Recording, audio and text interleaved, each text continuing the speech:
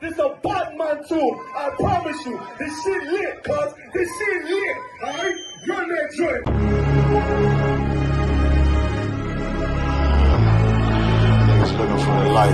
Me and my niggas prepared for the dog. Yeah. So we gon' get it on for the last days, nigga. You already know what it is. 140 for the rubber. They in the building, we in the spot. We can go to war and see who make it out. Earn your stripes, dog, you with us or not. We can get it on when it's on, it don't never stop. First you get that power, gotta hold it down. Watch your step, boy, you on holy ground. They in the building, we in the spot. We can go to war and see who make it out. It's a problem, tell them pop off. I die for I let my colors fly, boy. For a nigga take me, they'll drop dead. AR, clean them up like a mop pig. Say he cool, he bad, he really so tough. They like, damn, look what he did, it really go rough. Little bitch think she Kiki Palmer, silly hoe. She know I'm that bull, but I ain't from Philly though. From the city where they sing about that ribbon like petty poops. Know them niggas plotting, gotta deal with me. Can't catch me slipping, got to steal with me. Just left Alabama, bought a chopper from some hillbilly move. He made my life feel the blade. Leave them all bruised, come through like a plague. Rebel off the leash like a dog out the cage. Call me Johnny Blaze off Run West May. Watch your step get stretched like a limousine. So my brother bring that blade back wet. That's my enemy. Little nigga, this that cold, need to talk. Niggas know I got blood in my cup. I just sip it like it's grenadine. They in the building, we in the spot. We can go to war and see who make it out. Earn your stripes, dog, you with us or not. We can get it on when it's on, it don't never stop. First you get that power, gotta hold it down. Watch your step, boy, you on holy ground. They in the building, we in the spot. We can go to war, let's see who make it out. Tell them niggas good night, here come the best. Look, told them niggas get right or get left. I.S.U.P.K, bad man, I pin to your flesh. Hellboy, rip the soul out of dead man shit. Got the rate, the power, I been the showstopper. Yeah, they might hate, but I know they gon' watch. Zone on lock, and you know the flow prop. Iced out, got the drip out of David Jones lock. Know I got the plan, they say that you the man. No shit, Sherlock, I'm the one you heard by. Burn down the building, let them all watch. Throw that one west up, then I swerve. Sick with this shit, I do not need a detox. He don't watch a step, blow him out them Reeboks. We taking over, I'm sending the word out. Can't see me, little nigga, I put you in a bird box. Look, it's One West practical, gladiator, maximum. Creep on them slow, but they Glock fire rapido. All I want is more power, more straps to blow. Ain't got excuse for no car, he gon' have to go. They in the building, we in the spot. We can go to war and see who make it out. Earn your stripes, dog, you with us or not. We can get it on when it's on, it don't never stop. First you get that power, gotta hold it down. Watch your step, boy, you on holy ground. They in the building, we in the spot. We can go to war and see who make it out.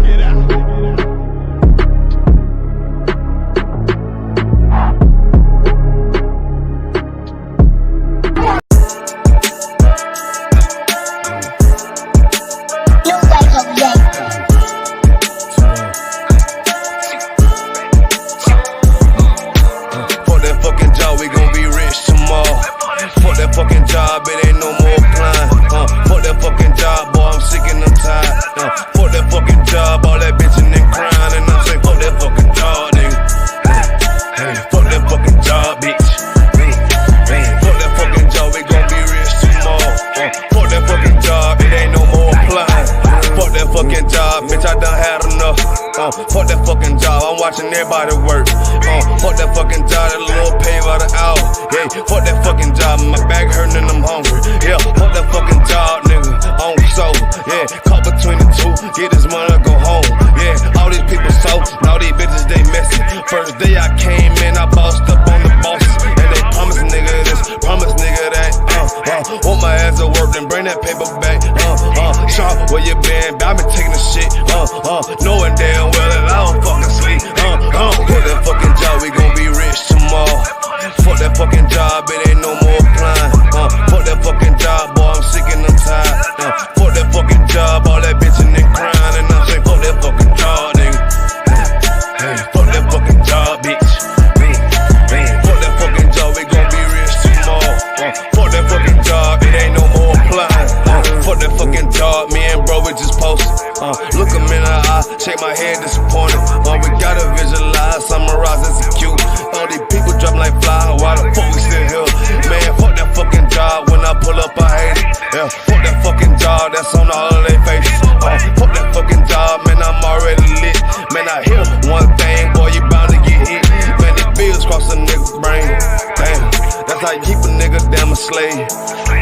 Damn, money supposed to be a tool. Damn, for a purpose, what's your purpose for? Fuck that fucking job, we gon' be rich tomorrow. Fuck that fucking job, it ain't no more applying. Fuck that fucking job, boy, I'm sick and I'm tired.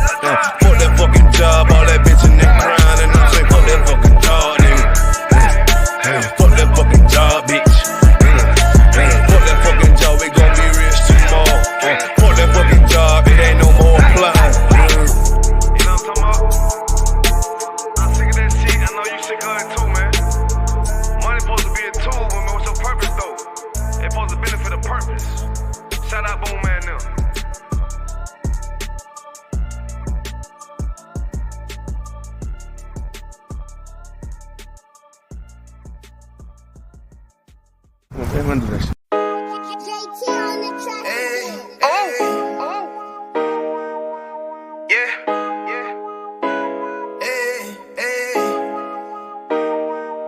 You boy, you know what time it is, nigga. Better watch how you step in, yeah. But that was my nigga, yeah.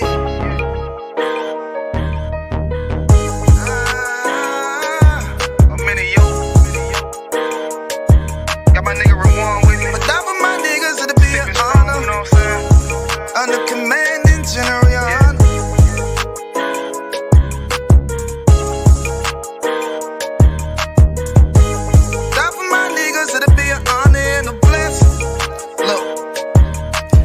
Straight off the top, I love all of my niggas. That shit ain't gon' stop till we on top and we ballin', my nigga. We be fly as fuck, you know them bitches be stalking my niggas. That shit'll never change and it's the same with all my niggas. City to city, I should be at home, that's what my ribs say. But bitch, I'm grown, I'm in these streets and closed caption. Niggas know we bout that action. If a nigga play with me, then my Hakim gon' let him have it. Hey, thank you the shit, this truth, this shit. Nigga play, I let that Ruger hit. Get on them tracks, they be like, who is this? I'm rude with it, ain't got no manners. All them pussy niggas talkin' shit, yeah, I know they can't stand us, but we U.P.K, Louisiana, bitch, that's what I'm rippin'. And my niggas solid, number real ones in my section. If you wanna get down, put your boots on, start steppin'. Brotherhood is a weapon. Brotherhood is a weapon. Better watch how you steppin', cause brotherhood is a weapon. If I die for my niggas, it'll be an honor and a blessing. Better watch how you steppin', cause brotherhood is a weapon. Brotherhood is a weapon. Better watch how you steppin', cause brotherhood is a weapon. If I die for my niggas, it'll be an honor and a blessing. Better watch how you steppin', cause brotherhood I lay my life down right now for all my sisters and brothers, because I love them. I see them dapping and hug them. It's amazing to see how well we adapt from the struggle.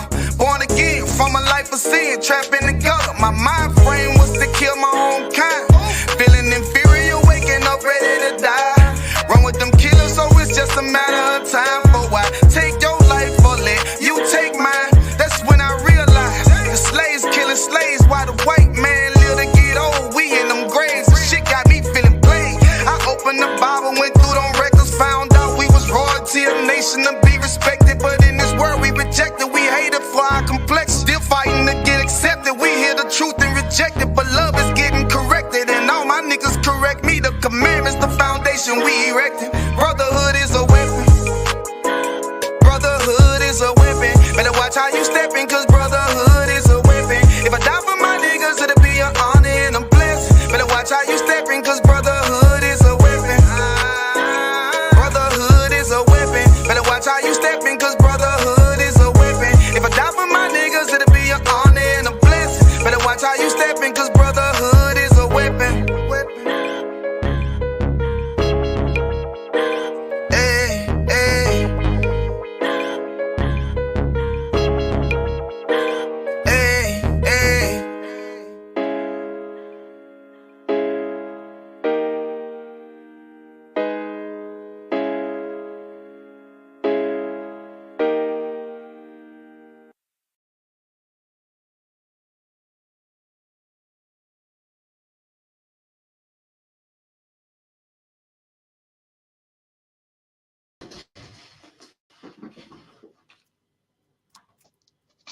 All right, Shalom, all the Christ, clap it up, clap it up, clap it up, clap it up. As captain of 10,000 Karafia from the UK in the I.S.U.P.K under commanding General Yahanna. I'm filling in for Captain Mashak till he gets here. So any questions in the meantime online in the class, make sure you type them in and we get them ready for Captain Mashak Mayam. All right, so Captain Mashak Mayam will be here. You know, I'm going to get the classes, get the topics, or get your topics ready, your classes, your questions all ready. And as soon as he comes in, we can fire them out. You know what I mean? So slack. So I got who got here? Your forward to all the sisters and brothers in the class. You know, big up to everyone from Trinidad, Jamaica, the UK, America. Who else got like Grenada, France? Big up to Officer Alban in the class. Big up to we got Officer Mawasap in here as well. Big up to all the sisters that cook the food as well. You know what I mean? Shalom. You know what I mean? Blessed to everybody, man. Let's get a few scriptures. 1 second. Someone said my camera looks funny. Rob, on the camera too up? It's a little bit blurry, sir. Really? Can't. I'm seeing it. Let me look at my side. It might be a connection. Can everyone disconnect? If you're under Wi-Fi, disconnect. That could be the reason why. How am I looking now to up? It's still the same. I'm gonna give it a second. It might take a minute to bump up the resolution. No sweat. Rabbi, take over for me 5 minutes real quick. Come on. Out the stream. No sweat. Let me see. Take back the stream. I'll refresh it and see what happens. Kind of the one, All right. No problem. Of course, as I once said, you know what I'm saying, if anybody has any questions, make sure you put them in the chat, get them ready. You know what I'm saying? Captain Mashak Mayam will answer every single. Say again, sir? Okay, come on. All right, come on. All right, let me see. See if I can grab a scripture real quick. All right, give me let me see.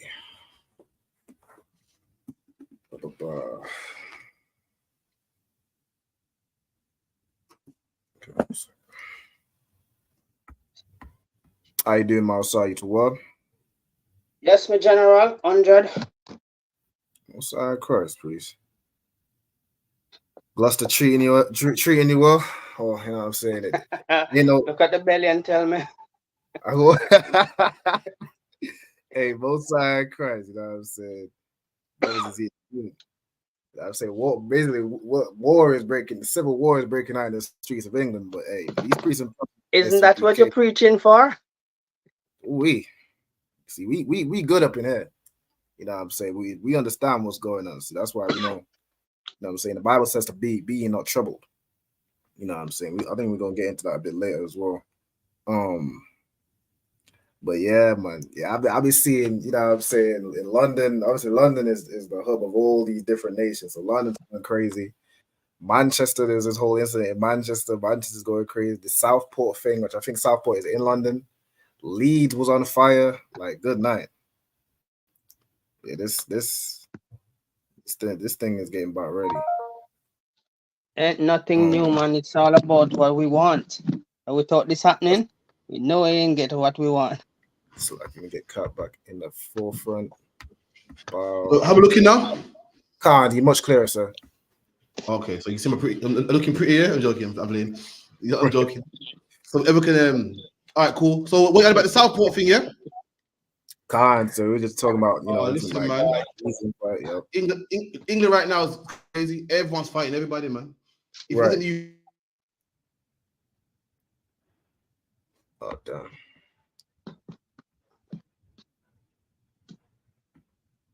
I think we lost cut for a second. It's done by.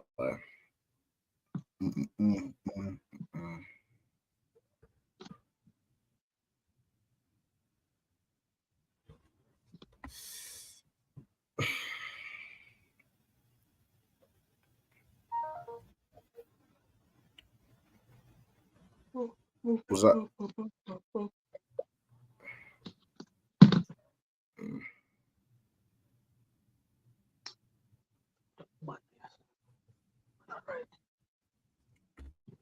All right. Well, you know what I'm saying? While Captain's getting back, let me see. Let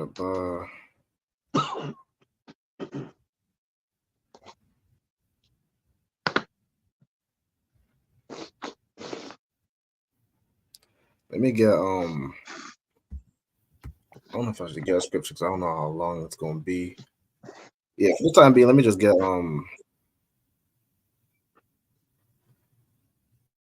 let me see.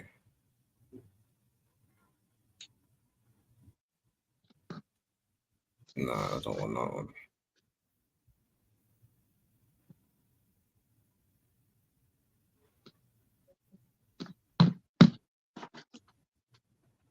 Let me get Wisdom of Solomon, chapter 6 and verse 12. Come on. All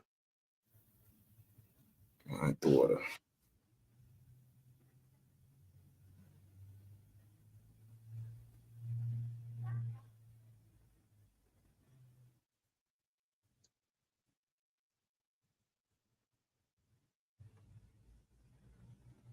Solomon,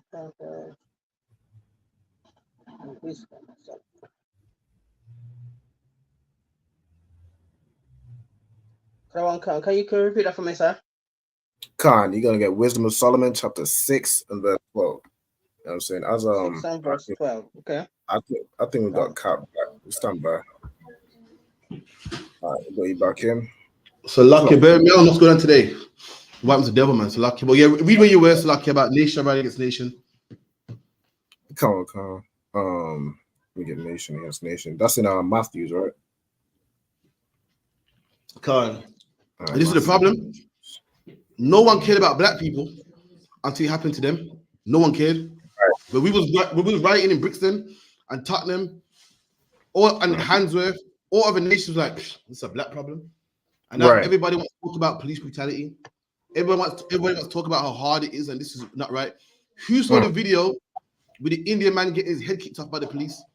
Khan. Right. Did anyone listen to what his lawyer said? Khan said, yeah, that shit is crazy. What did his lawyer say? He said, you know, something like this has never happened before. It's never been seen before. Such police brutality. He said this police brutality has never been seen. We showed you how racist he is. We showed you how much he only cares about his own people. That's right. This happens all the time to black people, man. It happens from the 60s, happens in America, happens in Jamaica, happens everywhere black people are. But guess what? Black people suffering. He don't see it because he only cares about his people. So to him, this is an outrage. I can't believe this is happening. It's the first time this has ever happened. When to us, this is the norm. If a black man got his head kicked in by the police, it will be normal. If a black man got bodied by the police and roughed up, it will be normal. But to him, it's crazy. It shows you, black men, that you only got to care about yourself, man. I go out on the streets and tell black men to only care about ourselves. And what do I hear all the time? You're racist. You can't say that. Well, he cares only about himself. What's the proof? What's the proof? He saw a man get kicked by the police and he said, this is the first it's ever happened. This has been happening. You know why? Because he only cares about himself. And him caring about himself makes him flourish. He's the reason. That's the reason why the East Indians are doing better than us, because they're only caring about themselves. We're caring about everybody else when really we should be caring about ourselves. That's the problem. Right. Yeah, read that, Baba Kashar. Book of Matthew, chapter 24 and verse 7. For nation shall rise against nation. Right. So this is Yahushua. The Yahushua, who's our king, who's a true prophet, man. Nothing like that Muhammad guy. He's a real prophet, man. He can see the future. And his disciples sat him down one day and said, Yahushua, show me when the end of the world will be. The end of the world being meaning what? End of society, end of this white man society. And he gave him signs to look out for, man. Things to watch out for. And one of the things he told him to watch out for was what? Nation shall rise against nation, man. Nationality against nationality. And that's what you're seeing today, man. That's what you're seeing today. The police want to harm black people. Ukraine versus Russia. Taiwan versus China. Palestine versus the so-called Jewish man. The white man versus the East Indian man down there in Southport, man. Christ said this will happen, black man. And what? These are signs, man. You know when you're driving and you're looking for the signs to Manchester. You're looking for the signs that will get you to Manchester. And black man, Hispanic man, we're looking for the signs that will get us to freedom, that will get us to salvation. As we're driving, we see, okay, Indian man versus white man. Okay, a bit close. Earthquake in diverse places. Okay, we're getting close. You know when you're driving and you see Manchester 5 miles, you're like, okay, I'm getting close. Yeah. Manchester 5 miles. All right. You know what I mean? Just 1 second, slack here. Come on, sir.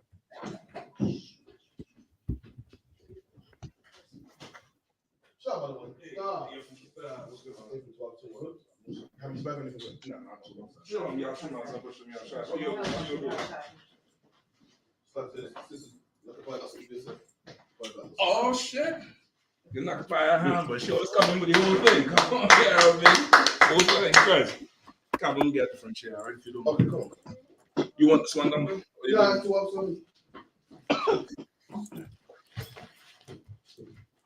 Hey, Shalom, say y'all about Qatar. We will be henny tonight. We will be henny happy tonight. So what says I appreciate that. That's my son. No sir. Say again. I had a frog For us. stuck in the car as well. We don't drink alone. Nah, it's all good. It's all good. You sure it's still stuck there? Hell. somebody might take that as payment and all. Who you have on tonight? So far, brothers are coming in still. We got Officer Alban from Manchester. Alban, what's up, man? You have some Shabbat Qatar. We also got Officer Well, yeah, Mawasa, what's going on now? You have some Qatar. Mawasa, you making that camera closer to you? Oh, now I see you. Now I see you. Okay. All right. So what we had? There had any questions? Come on, Counselor. No, sir. For me, so everyone's hearing about Vice Talbot's case. I need to know where we stand on this. Is it wrong? Because all right, so what I'm asking is, some men are saying, "Yo, he's a murderer. He needs to be in jail. It's not fair, boss case because he's a singer." I mean, but same time the brother. So I'm like, okay, well, what's the proof? What's the proof he's a murderer though? Oh, Salaki. What's the proof he's a murderer? All right, that's true. That's like saying, that's like being mad at OJ for getting off. A jury found OJ not guilty. That's true. Right. And that's just that. So what I'm hearing is everyone saying, why you want to free him? Why you want to free him? Why does he sing? If somebody else, like, but at the same time, I'm thinking he's a brother, so I want to free at the same time. So I'm kind of caught in between. Okay, it shouldn't. The justice should. If we're talking about from a judgment standpoint, that you can't really comment on that because you don't know details of the case. You don't know. You don't know evidence, and I don't know the details of the case. So from a judgment standpoint, you can't comment on it. To comment on it would be, folly. Because what you're really talking about? You're talking about what? Like how you're able to tell that? Anyway, them windows back there could open up some more. This door, maybe the door, the front. Yeah, you'll get this thing going. It ain't that hot, but with them windows closed, you're trying to rotisserie a Negro right here, but you know what I mean? No sweat. Those blow cool? Yeah, oh shit, yeah, lined up, man. You might have to open that door and stand by the door too and all. No sweat. So what, two sis? You ain't got no ice. From over here? All right, no sweat. That's the one for me. I appreciate it. Who's this? ENJ? Oh boy, you're starting off on the right side, wrong side. Hell. Yeah. So from a legal standpoint, all right. First, this is what you want. Give me the apocrypha.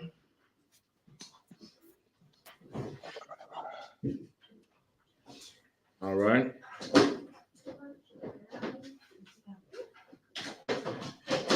Give me the apocrypha. Give me.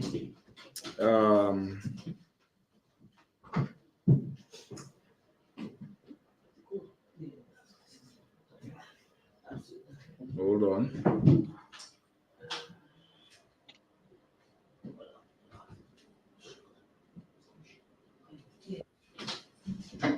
How can I corrupt the steps you do as well? That's right.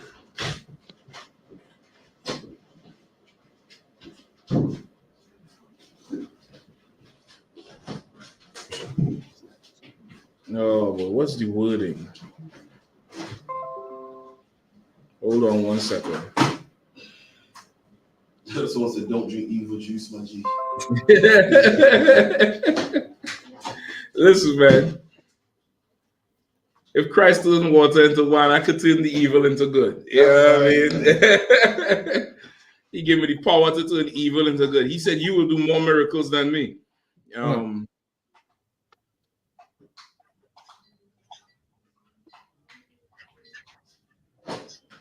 Okay, what is it I'm looking for?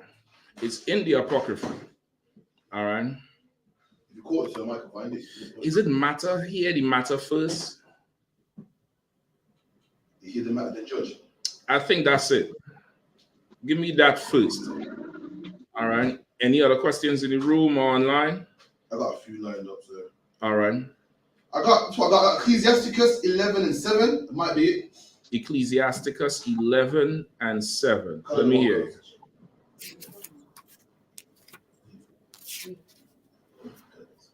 Whenever you're ready. And it reads, "Blame not before thou hast examined." I'll take the truth. So like, yeah. Mm-hmm. Blame not before thou hast examined the truth. Mm-hmm. Understand first, then rebuke. Right. So that's if we're talking about from the point of view of judgment. According to judgment, you can't cast no blame unless you examine the truth first, right? Then you could rebuke. Understand first. I don't know what the hell going on with that case. I know it involves somebody named Lizard and somebody named Sean Storm, and the nigga was still making music. But as far as the case go, I haven't a clue, right? I know that he's accused of what? He's accused of murder or conspiracy to murder or something. What is it? Is it murder or conspiracy? But not himself. I'm not sure if he calls someone to do it. I'm not sure what it's called. That probably would be conspiracy or first degree. Even it depends on the laws in Jamaica. I don't know how the laws in Jamaica is. If it's like UK laws, I can't say. I don't know exactly what they charged him with. I can't say that part. You get the point? But if he was tried and the judgment of the court is the judgment of the court, then that's what that is. You get the point? So from that standpoint, if it's a matter of according to right judgment, unless you telling me somebody could come and prove now and say, well, listen, the court had this evidence, that evidence, and they denied it and they got rid of it in order to free this fool, then who the hell knows? I don't know that. I can't say he guilty. I don't know nothing going on with the case. If I was to say he guilty, I would be no different than white people who were saying OJ guilty. He shouldn't, he should get the death penalty.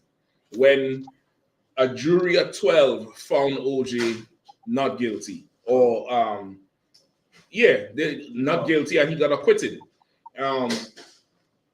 Some devil on death row, it's on record, admitted to killing the blonde-haired girl and the blue-eyed boy. Some devil in prison admitted to another prisoner. They have the statement that he did it.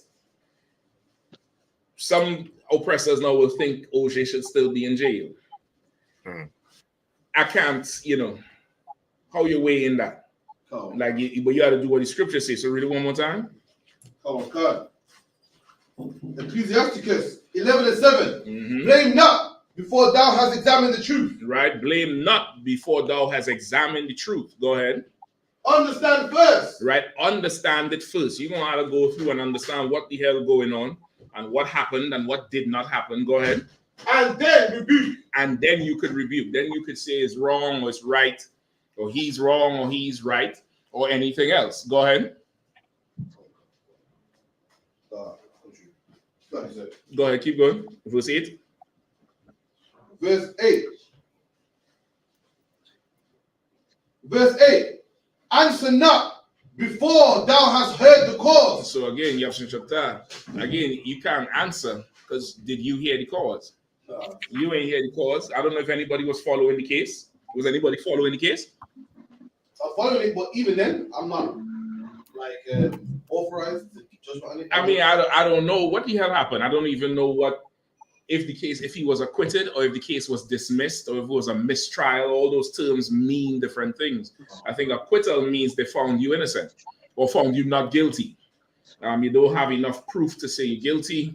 A mistrial is when they muck up the trial either from evidence or the lawyers wasn't following protocol with it. Go ahead, sis. I think one of it is that he won the appeal, not to have it retried. That's why they're afraid. So we're going to retry him, but he appealed against it. So the retrial, okay, so then the first trial was what, a mistrial? I think so, because he's there for 13 years. But when I read, it is his reason why it's free is because the lawyers. So what is this? The lawyers did an appeal. Let me get a bottle of water to your water. Trial. So what? So okay. So the first case got thrown out or something.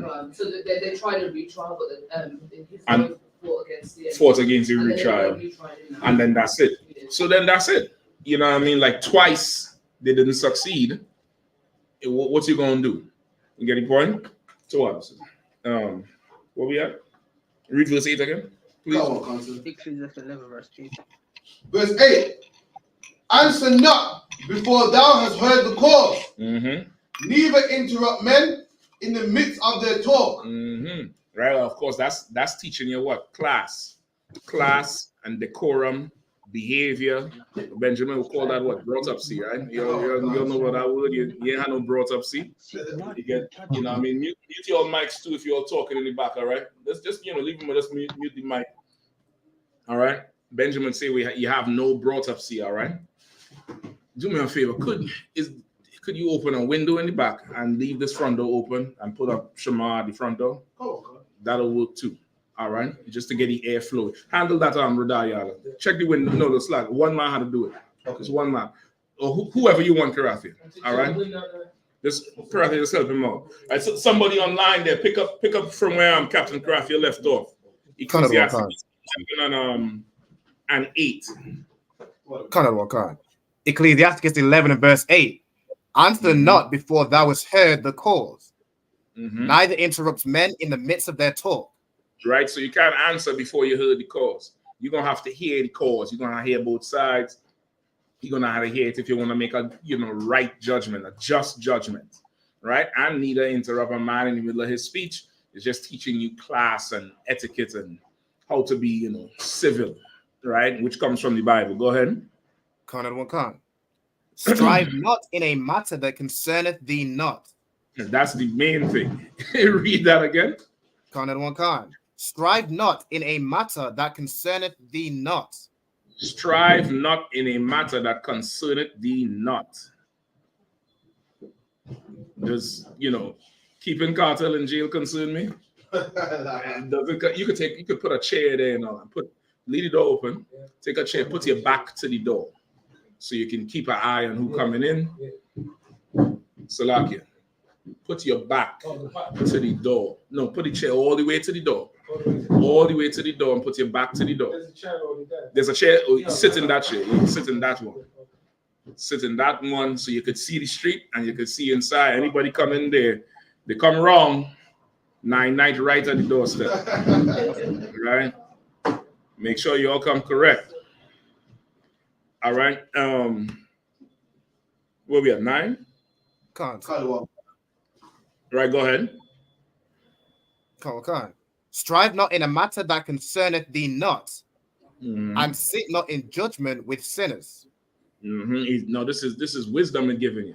Don't strive in a matter that don't concern you. You get the point? Don't strive, don't make that your part of your whole business when that thing don't even concern you.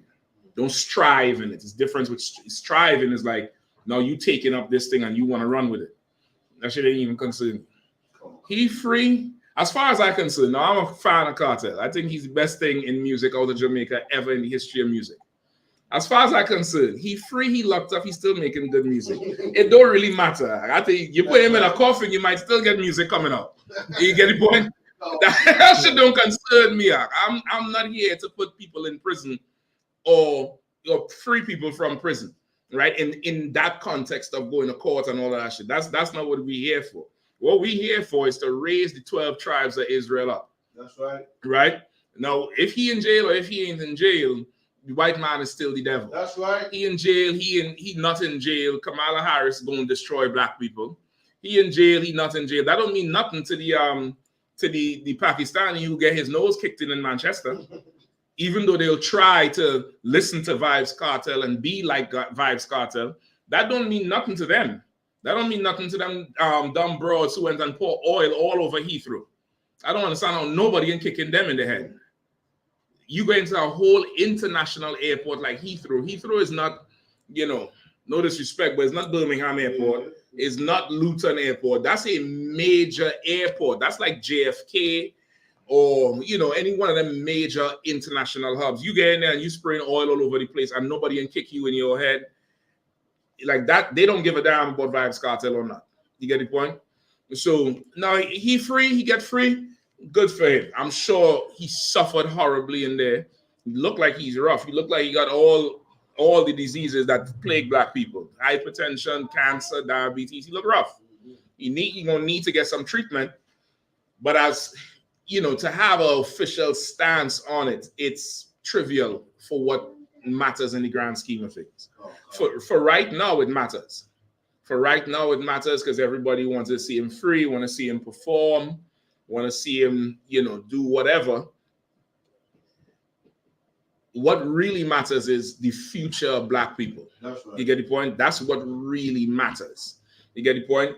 Now, look like Buju Banton. Buju Banton came free. What do we say now? He was found guilty. Ain't nobody chastising Buju for nothing. So what sort of judgment you really want to have? Right? The judgment you should have is the judgment according to the Lord. Give me John 7 and 45. All right. Give me John 7 and 45.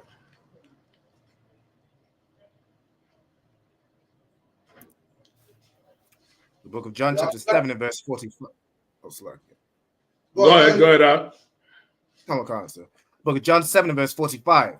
Then came the officers to the chief priests and Pharisees, and they said unto them, why have ye not brought him? Hold on, I might have given you the wrong one. Hold on.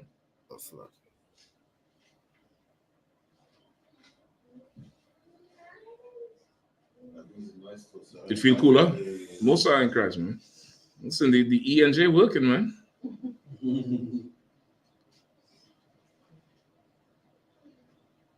Hold on. John 7 and 24. Salaki. Come on, Pastor. Book of John, chapter 7, verse 24. Judge not according to the appearance. Say it again. But judge not according to the appearance. Say it one more time. Judge not according to the appearance. The Bible says judge not according to appearance. You can't judge just based on looks or how something look. You can't do that. That's against God's laws, which is what? This is directly against the oppressor who judges by looks. He judges, he runs this world by how you look, how you present, what he think you look like. He doesn't judge according to righteous judgment at all. Right? Go ahead. But judge righteous judgment. But judge according to righteous judgment. You get the point? Judge according to righteous judgment. Right? You can't judge according to how something look. You have to judge according to what's right, according to the law, based on some standard. Now, as far as what's the standard for what Vybz Kartel went through? The Court of Appeals, Caribbean Court, or the UK Chief Court, Justice Court, whatever it is, that's their standard. And according to that standard, he's free. That's just it. Like, who am I to now go and say he's not and go on a whole campaign and all of that shit? Whatever it is. So that devil who a few years ago shot them people protesting in Wisconsin in the States, Kyle Rittenhouse. You all remember him? He went and he sat and fake cry. He was running through the city with the AR-15. He went on the stand and they found him not guilty. When you look at the tape, he shot 3 people point blank at. Point blank. I mean, close up. When you hear the evidence, knowing these protests was getting violent, he lived 2 states away, I believe. He didn't even live in Wisconsin. He was living in Indianapolis. Somebody could check it out. His mother drove him across state lines with an AR-15 that don't even belong to him. And according to him, he went there to protect property, to protect, whatever. Property is insured. They burn down a store, the insurance is going to rebuild it. You know what I mean? They loot a building, they're going to get their stuff back. But then people he shot ain't coming back. You get the point? Oh, in America, you know, even the gun laws in America, if you were to have a legal, you know, right to carry, there's certain places you cannot go. Legally, they call them places of menace. They say you can't go in places of menace. What constitutes places of menace? Clubs. Anywhere there's parties with alcohol, where it's easy for what's called that? Not for conflict to happen. Where it's easy for conflict to happen, you don't want to have at ready arms a deadly weapon. So they're saying if you go to that spot, knowing you have it on you, knowing the type of place this is, you kind of complicit in whatever happened because you left home with this thing. You get the point? So knowing that, he left state lines, crossed 2 state lines or 1 state line with an extreme deadly weapon. That's the weapon they always say they want to ban in America. The AR-15, the AR-15, the AR-15. That's the same when they say shot Trump. They want to ban that thing. He left his home, went all the way across state lines, blew away 3 people. One of them, his elbow was down there hanging. It's on tape. You could see it. Hanging. For what? To prove what? And he got off. That's their standard. That's their standard. Now, am I going to say now he had to go back in jail and pick it up and, you know, they set him free. They set Cartel free. They set OJ free. You know, it is what it is. This is what I would tell you. The reason these things are becoming an issue to people is because we live under the oppressor. And the oppressor's justice is not absolute. The oppressor's justice is not 100% right. It's always some flaw. It's always some, you know, new thing. You know, in court of law, they have something called precedent, meaning in a certain case, something that may seem unlawful, if his lawyer or her lawyer, defense lawyer, could go in the history of court cases and find a similar case where a judge made a ruling similarly to let this person go, precedent dictates this. That's how the judge would rule in this case, unless they're going to go against precedent, which starts a whole other thing. You get the point? In the law of the Bible, what precedent we talking about? God. The law is the law. That's right. You get the point? The law is the law. You get accused of murder. You say it's not you. There's a whole system for that. There's a whole system for that. You're familiar with that system? About murder? Yeah. About the witnesses, cross-examination, like in the book of Daniel and so forth. Okay, no, not that part.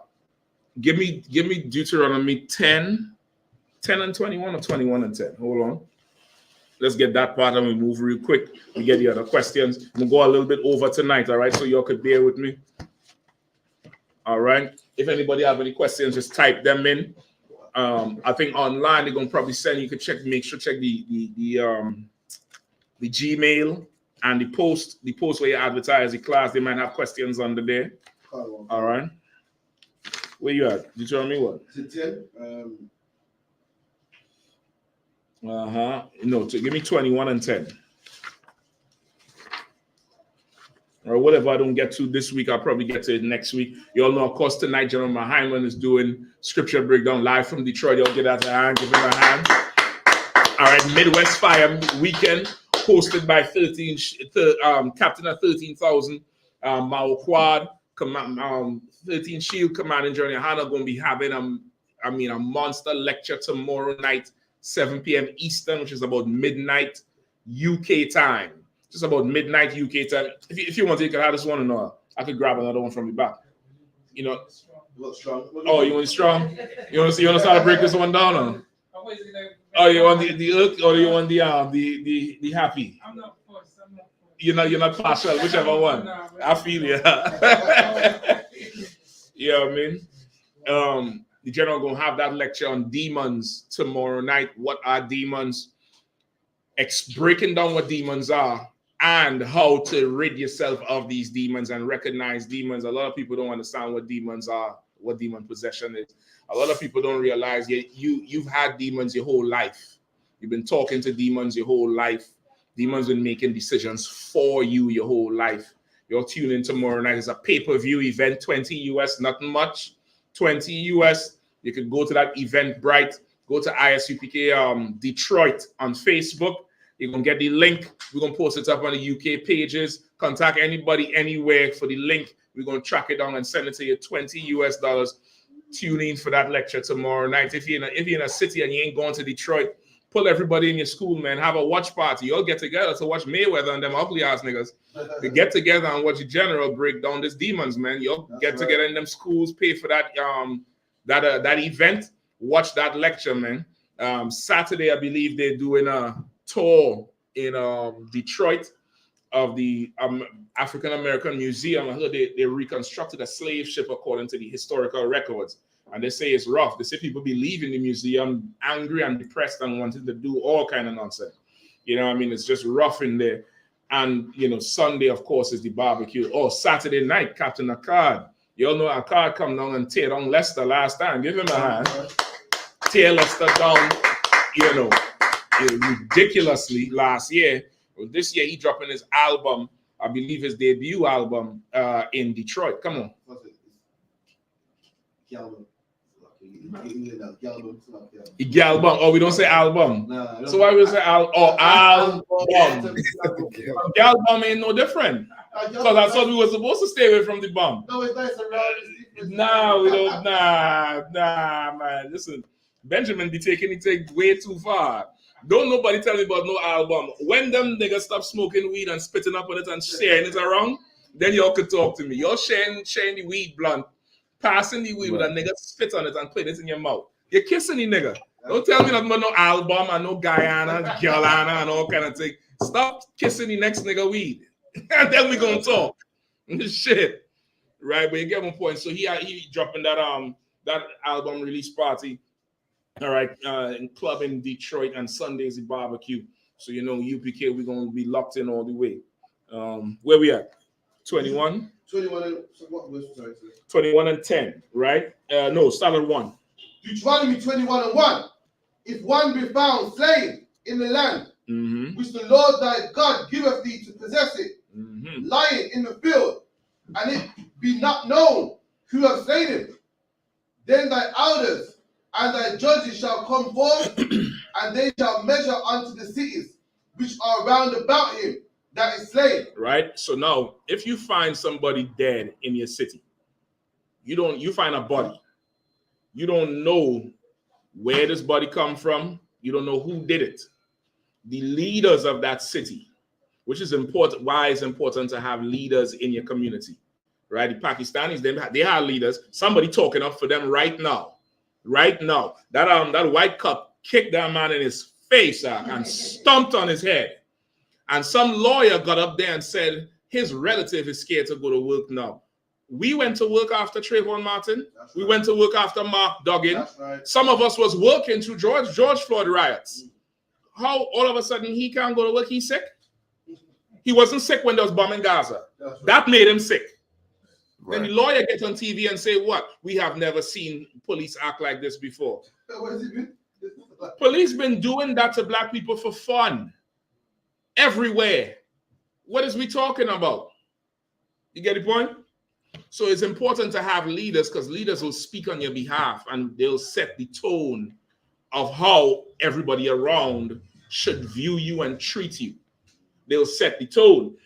So it's important to have leaders. So they're saying, if you find a dead body, you're supposed to measure from the dead body all the cities around and check to see who's the closest city. All the elders had to come out, all the leaders of each city, whoever's over them cities had to come out to this council soon as we find the body, right? Ain't no, CSI and yellow tape and investigation and forensic, nothing. The Lord said this is how you investigate that murder. Go ahead. Verse 3. And it shall be that the city which is next unto the slain man, even the elders of that city, shall take an heifer which have not been wrought with, and which have not drawn the yoke. Right, and the elders of that city, the closest city to the body, the leaders of that city had to come out and take a heifer, a cow, which have not been wrought with, meaning this cow ain't been bred or been breeding with nobody, with no other cow, of course. and not drawn the yoke, meaning this cow ain't go to work yet, right? This is a valuable cow still. Go ahead. Verse 4. And the elders of that city shall bring down the heifer unto a rough valley, which is neither eared nor sown, and shall strike off the heifer's neck there in the valley. So now you're supposed to bring that cow down into a valley, right? A valley which has not been what? Used for agriculture. It's a rough valley, meaning this valley hasn't been cleaned, you know, all the grass removed and plowed and the soil turned that you could plant stuff in. This is just an open field. Like a valley is just an open, it's rough still got stones in it. You bring that heifer down there and you cut the neck. Right, go ahead. Verse 5. And the priests, the sons of Levi, shall come near. For them the Lord thy God hath chosen to minister unto him, and to bless in the name of the Lord. And by their word shall every controversy and every stroke be tried. Right, so now the priest gonna come down, who at this time was Levi, right? And they're gonna come down because the Lord chose them to do the priesthood. Today would be anybody who's an ordained priest, right? And they will hear every word right there where that cow is bleeding out. All right, go ahead. So, what's the every word? Is it witnesses? Whatever is being said. We found this body. This is so-and-so son. This is so-and-so daughter. They was here, there. So-and-so said that they'll hear every word. They're hearing everything. Go ahead. That like the detective nowadays. The intake. Exactly. Go ahead, sis. What's with the cow sucking up? We about to hear about it. Come on, we get in there. Y'all trying to cook fast, man. What's going on? Go ahead. She's like, what's with the cow? You want to curry that? She want to make a cow beef stew. She's like, don't waste the cow. Go ahead. Verse 6. And all the elders of that city that are next unto the slain man shall wash their hands over the heifer that is beheaded in the valley.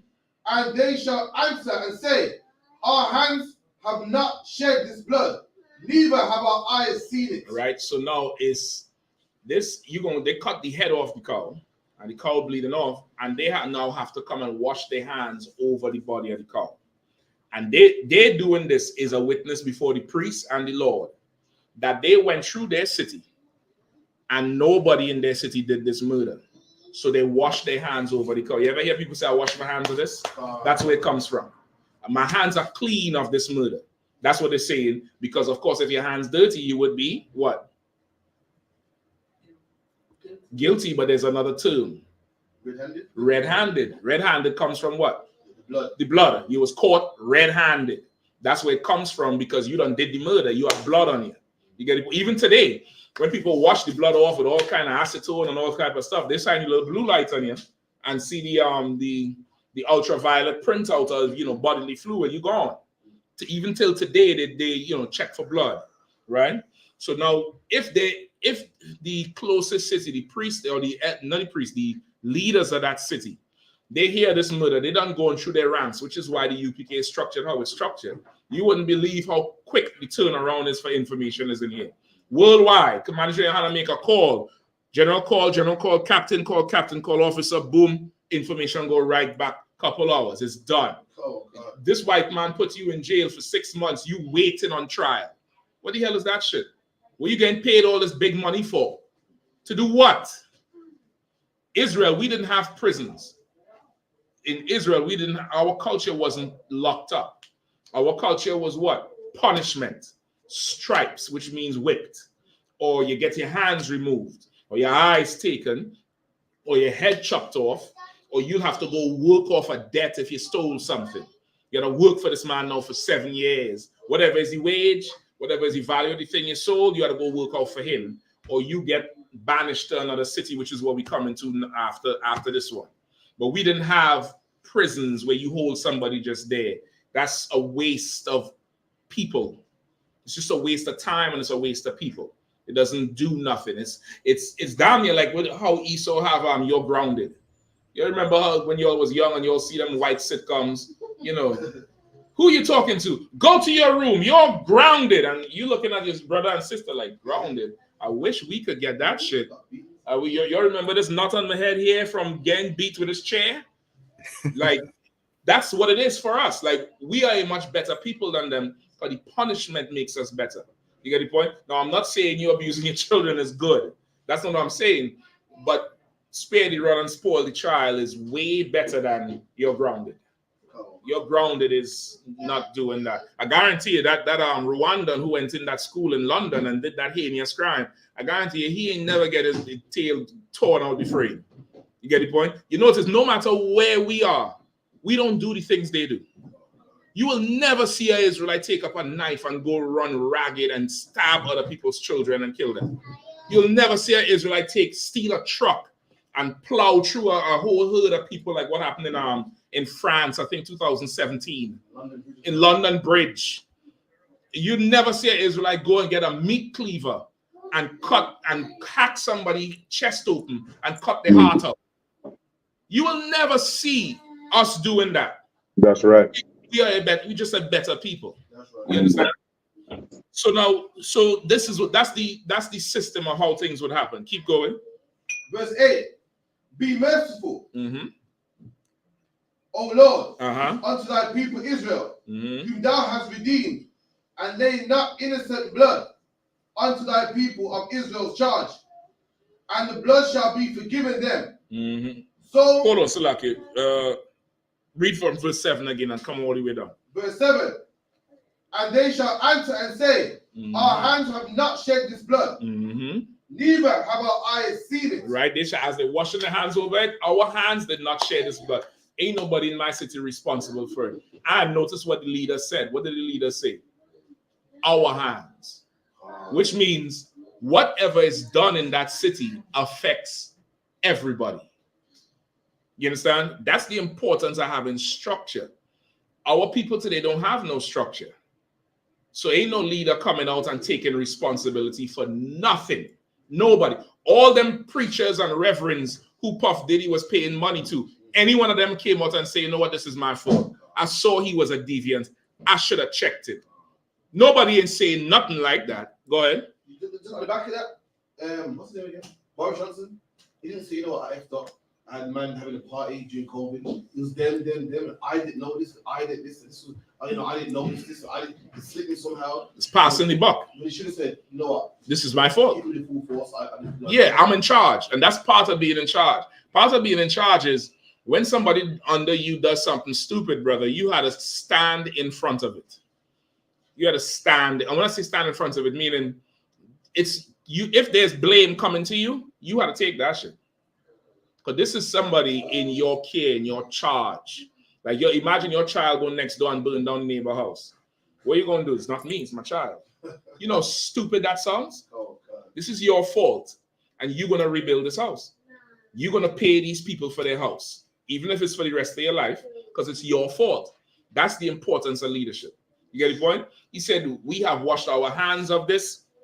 He said, our hands have not shed this blood, neither have our eyes seen it. Nobody ain't know nothing about this in this city.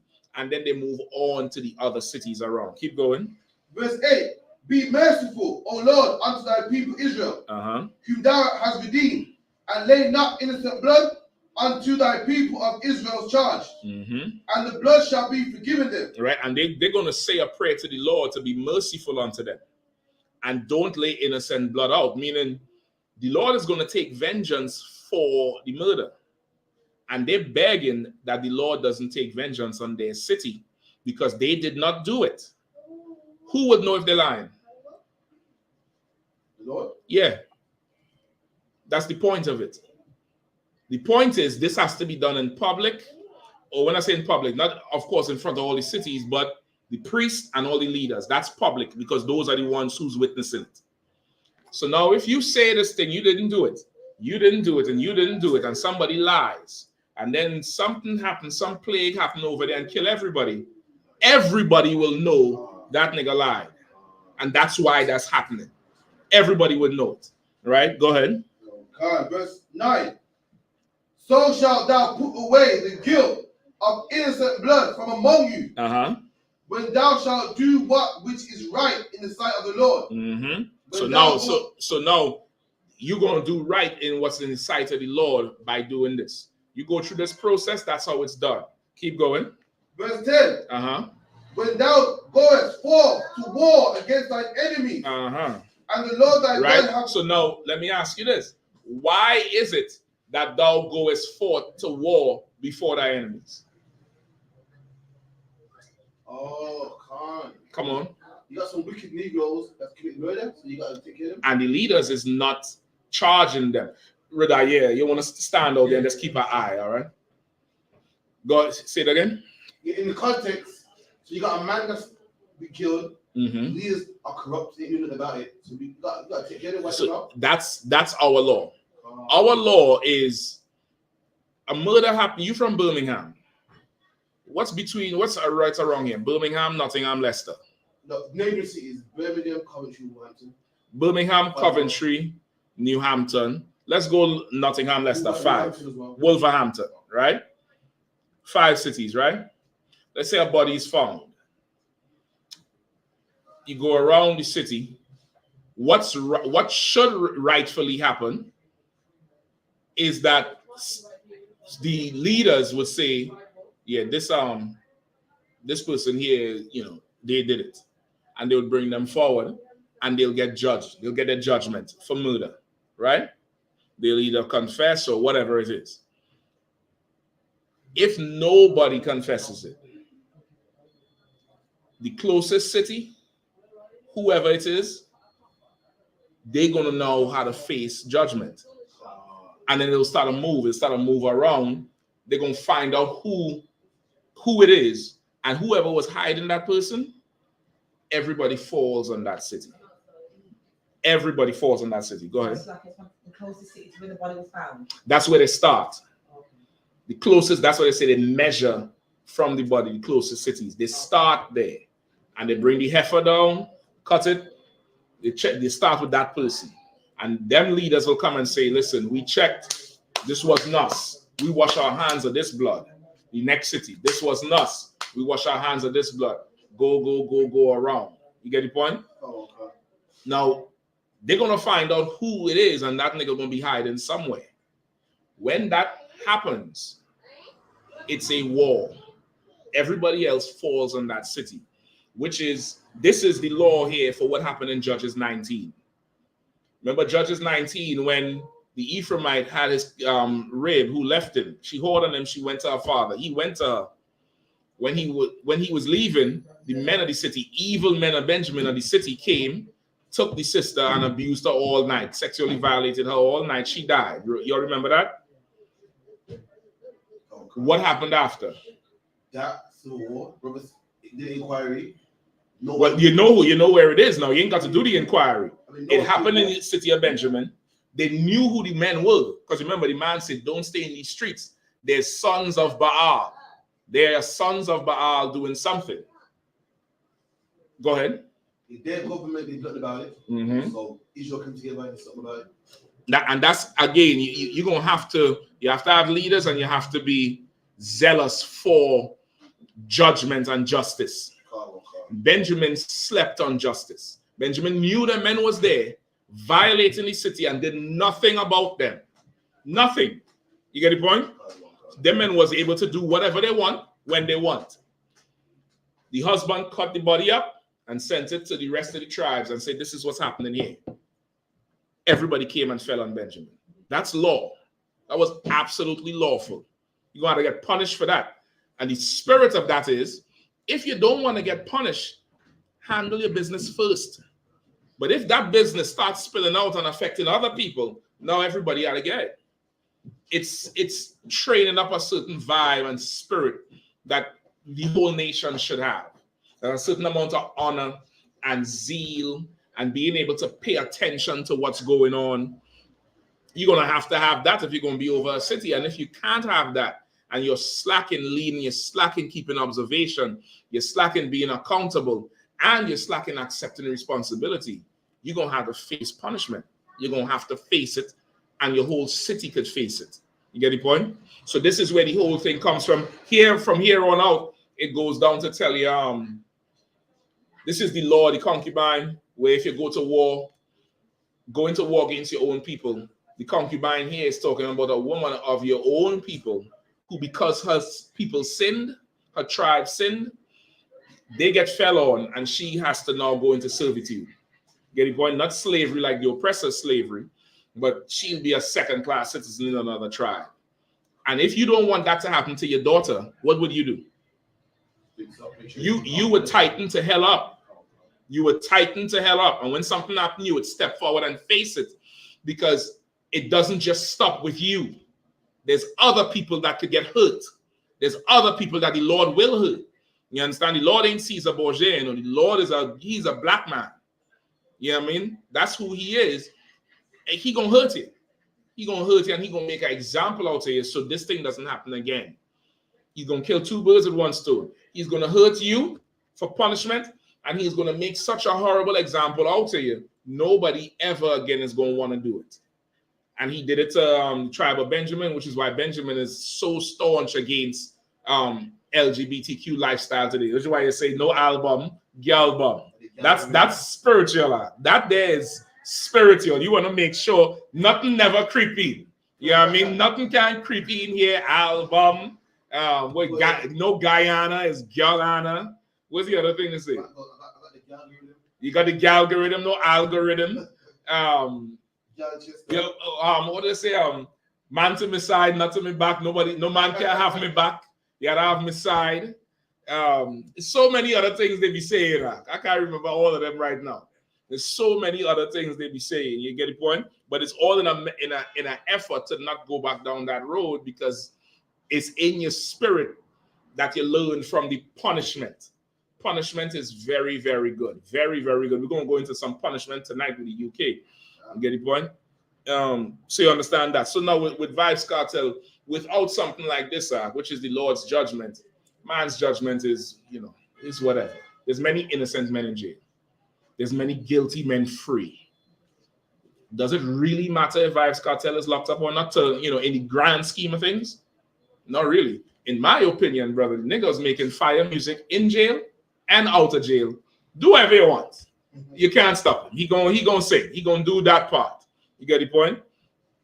So that's the take I would go on it. It really doesn't matter. It's an argument like LeBron and Michael Jordan. It's opinion and matters and whatever else. You get the point? Here's what it is. Go ahead. Brother online says, thank you for taking questions.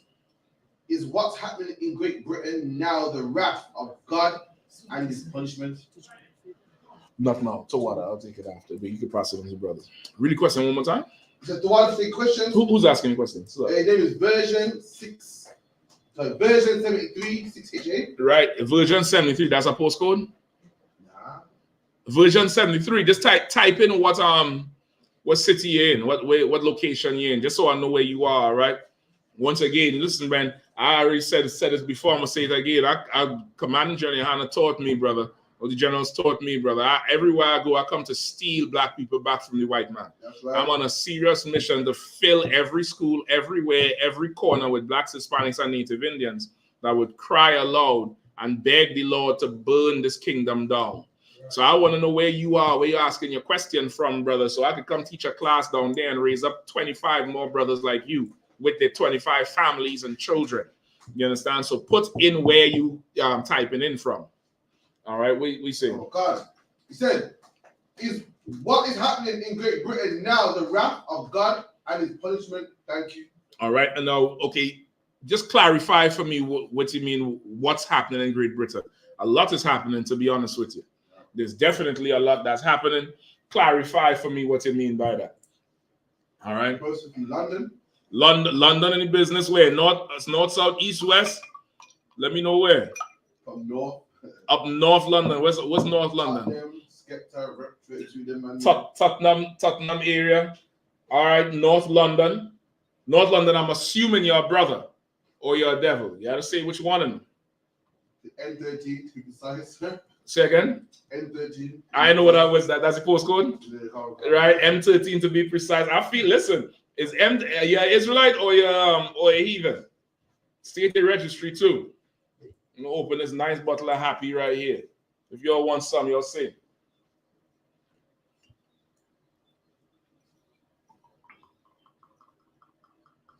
Did you say? Anybody want to taste? You're free, all right? Come on, constant. You'll get down. Right? Did you say yet? This is the area. It's Palmer's Green. No sweat, no sweat. Let me know if you're Israelite or not, all right? And what exactly do you mean by what's going on? Like, there's a lot going on, so I need to know, like, what are you referring to? Just so I can answer your question better, all right?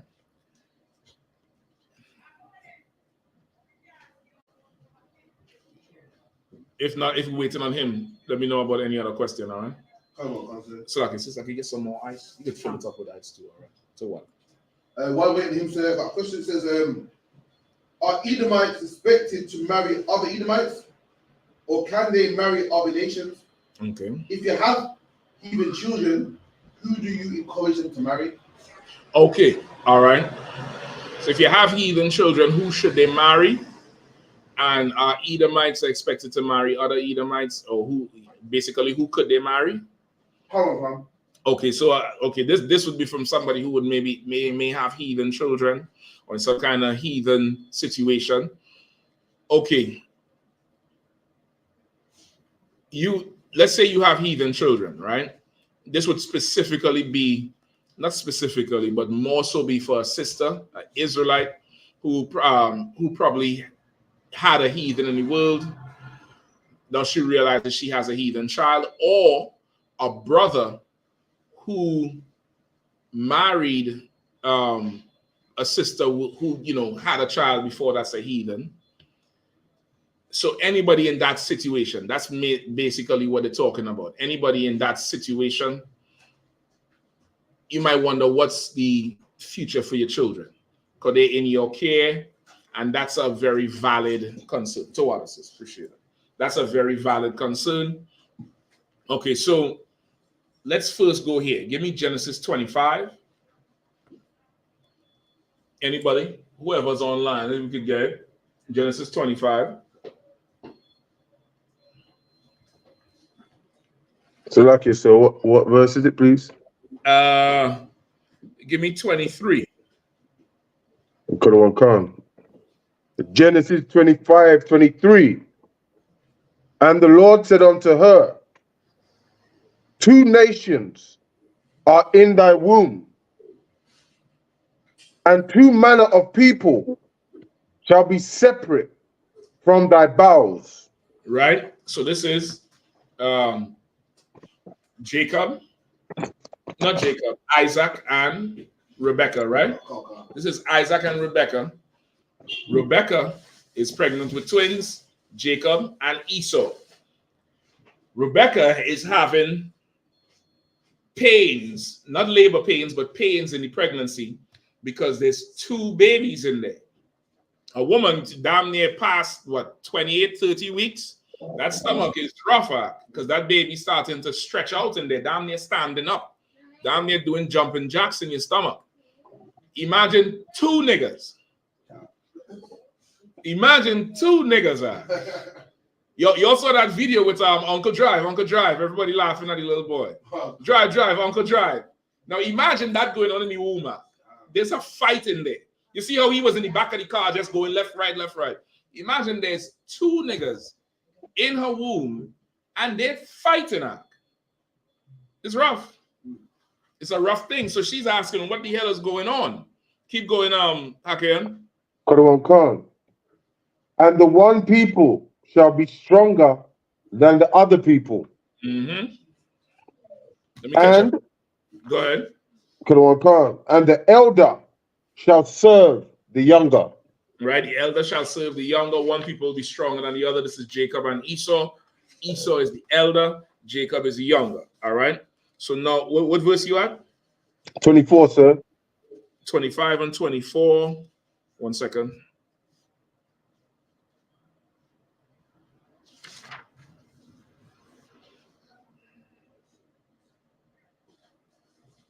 Keep reading. And when her days to be delivered were fulfilled, right, behold, there were twins in her womb. Mm-hmm. And the first came out red, all over like a hairy garment. He first came out red all over like a hairy garment. That was the firstborn of the twins. He came out red all over like a hairy garment, meaning he didn't have the skin or the complexion as everybody else did. All right, calm down. Out, red, where you could see the blood forth through the skin, and hairy all over. Right? Go ahead. Kadwan Khan. And they called his name Esau. Go ahead. Kadwan Khan. And after that he came his brother out, and his hand took hold of Esau's heel, and his name was called Jacob. Mm-hmm. And Isaac was 80 years old when she bare them. Right? Isaac was 60, that's 80 is 20. And they say, Jacob came out holding Esau's heel. Notice they didn't describe Jacob, because Jacob came out like everybody else. Esau is the one who came out different, right? Red, his name Esau means wasted away, meaning like pale, like somebody, like you see a dead body, even a dark person, a dead body, it's gray. It loses the complexion. Imagine lighter skin, how it would look. Esau came out like that. Keep reading. So these is twins. These is twins, but the Bible also said 2 nations are in her womb when she asked. Say 2 nations are in thy womb, 2 different manner of people, 2 races. That's what a nation is. So even though they were born the same time, the Lord intended that these 2 would be the father of 2 separate races. Right. You get the point? Keep going. Kadwan Khan. And when the boys grew, and Esau was a cunning hunter. Right. Read that part again. Kadwan Khan. And the boys grew, and Esau was a cunning hunter, a man of the field, and Jacob was a plain man dwelling in tents. Right. Esau loved to go out and hunt.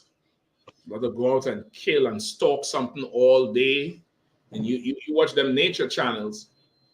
He go out and hide in the tree.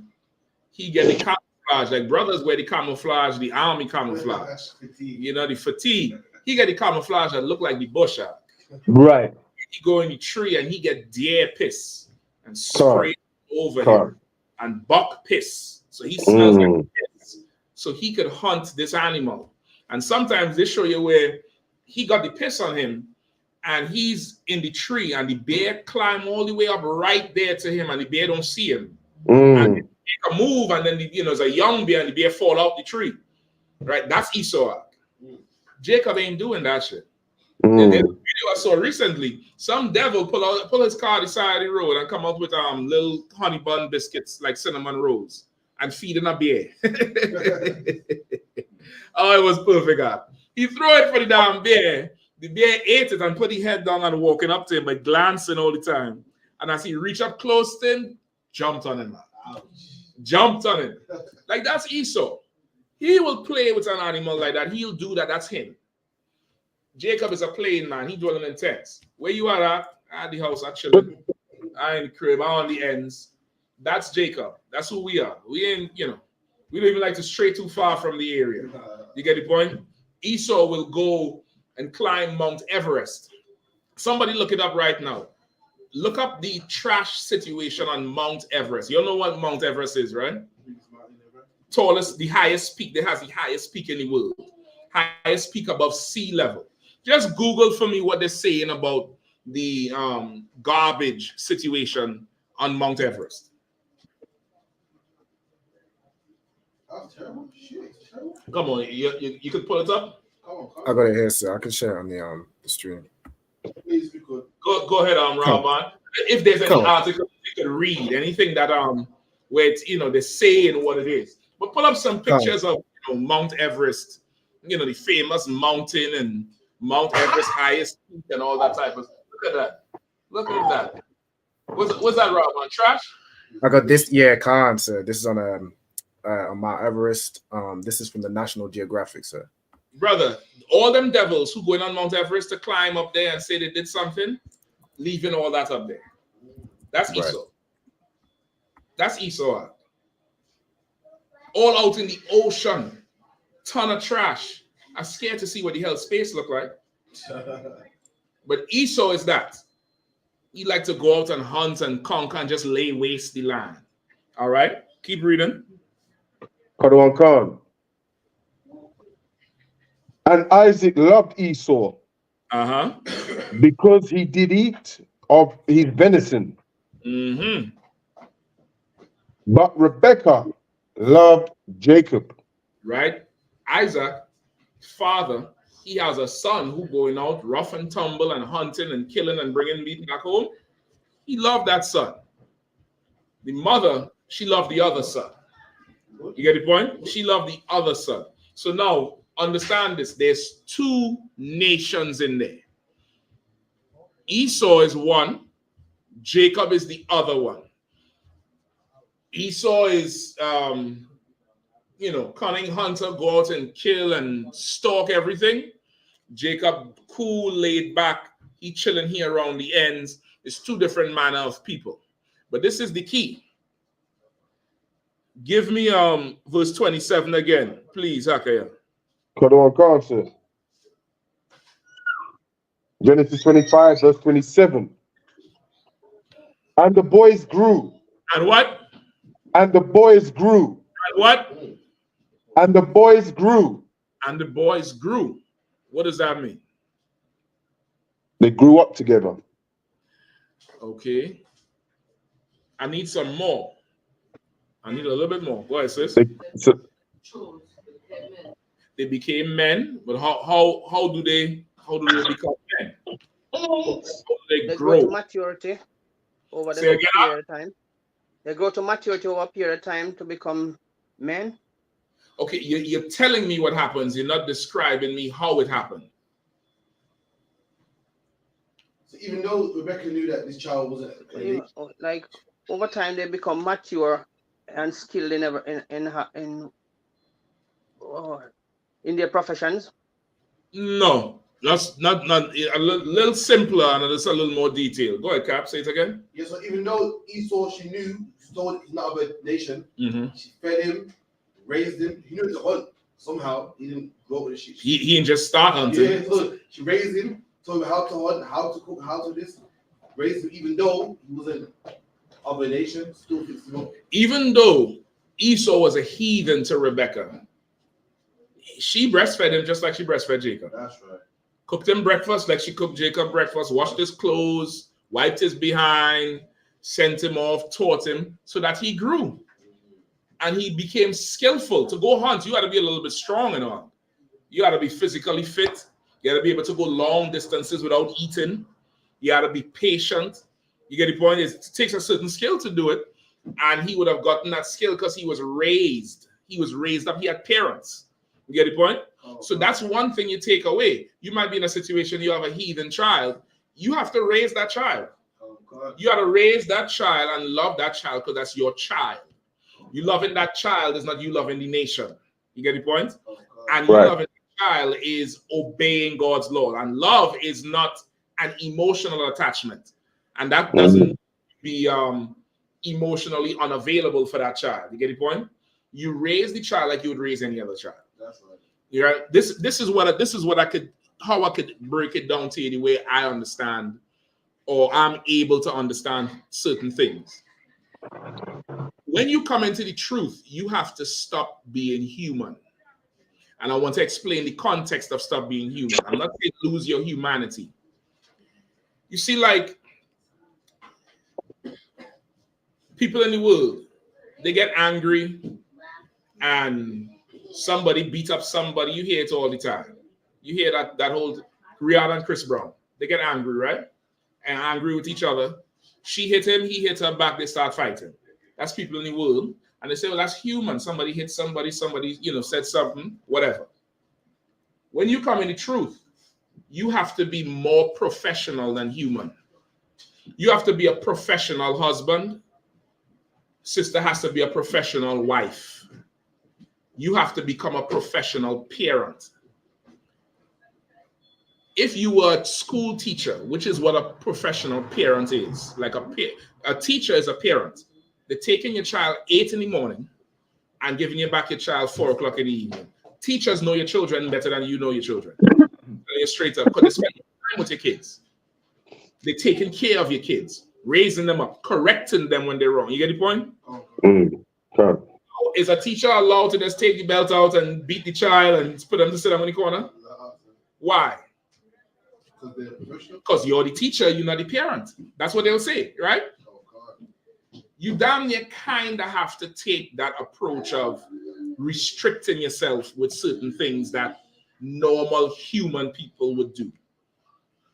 Come on. Is that the backlash that the police are getting for booting the Indian man in his face? Oh, we come into that. They're saying that basically he broke the colleagues' nose. I get that, but you're held to a high standard. No, we come into that. That's not the backlash for that. That's something entirely different. And that kick was good news. That kick was gospel. I'm gonna tell you that straight up and down by the end of the class. And by no means am I saying it's good what happened and the cops, should do it more. That's not what I'm saying. But I'm saying that event is in the Bible. And it's so good news. I'm trying to tell you, brother, if you're not in the UPK today, listen, I don't know what you're doing. All right. So let's get back to it. It's down there. You have to be a professional. You're going to get angry where it puts you out of your place, out of your character. And you're going to have to act like you honor slavery. Like your supervisor will piss you off sometimes, right? What you do?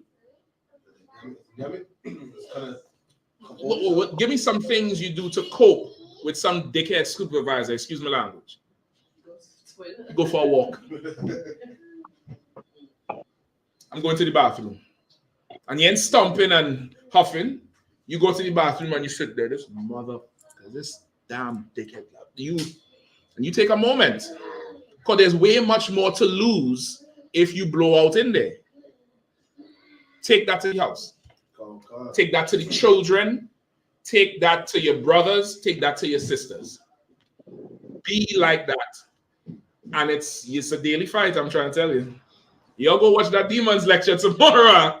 You're going to realize the demon's sitting right there with you. Now, he's sitting in the room with you right now. That thought that just came into your head right now, that ain't you.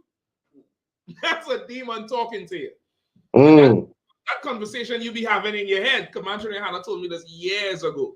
He said, sometimes you're trying to figure something out and you weighing it. You're like, but if I do this, I'll do that. And if I do this, I'll do that. And you thinking, okay, you want to do this, but these other thoughts is coming in. I.S.U.P.K calls those things intrusive thoughts. That's his professional term.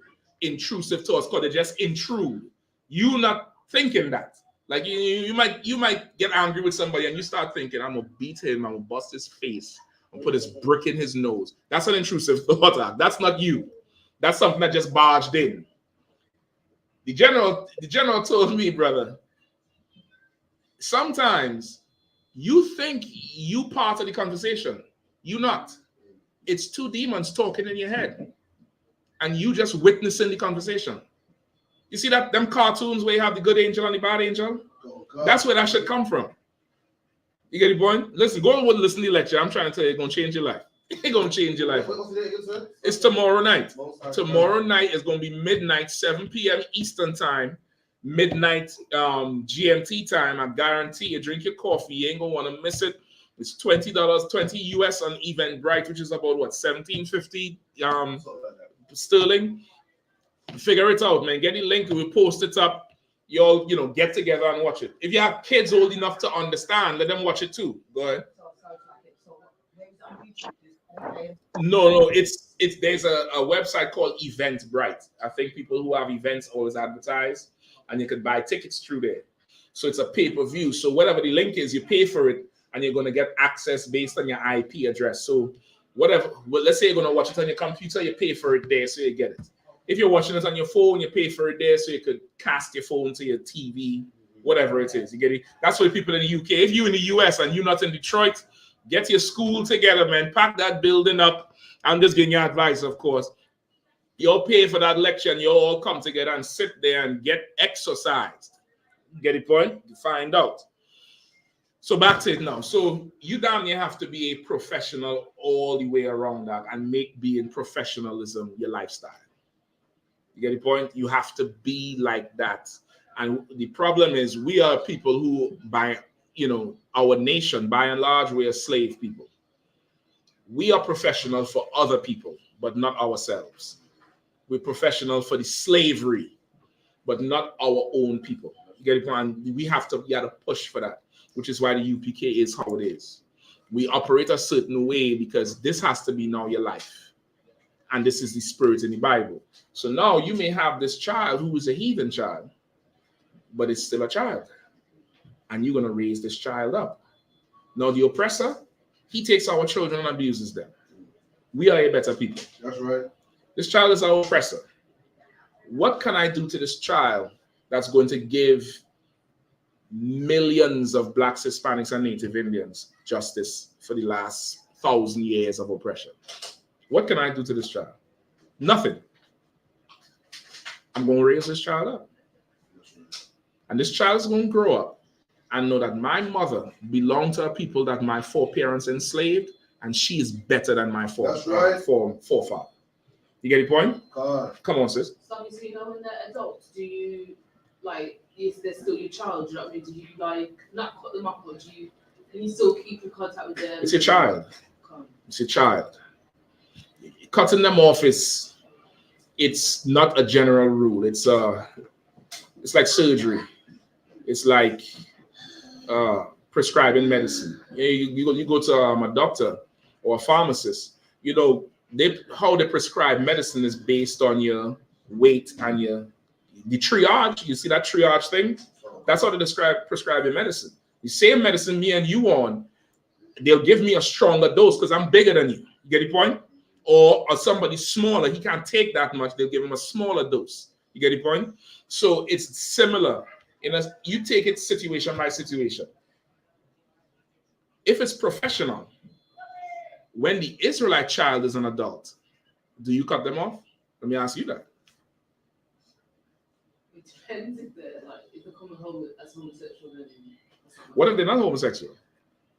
And if it is I've got an Israelite child, homosexual, that's my child.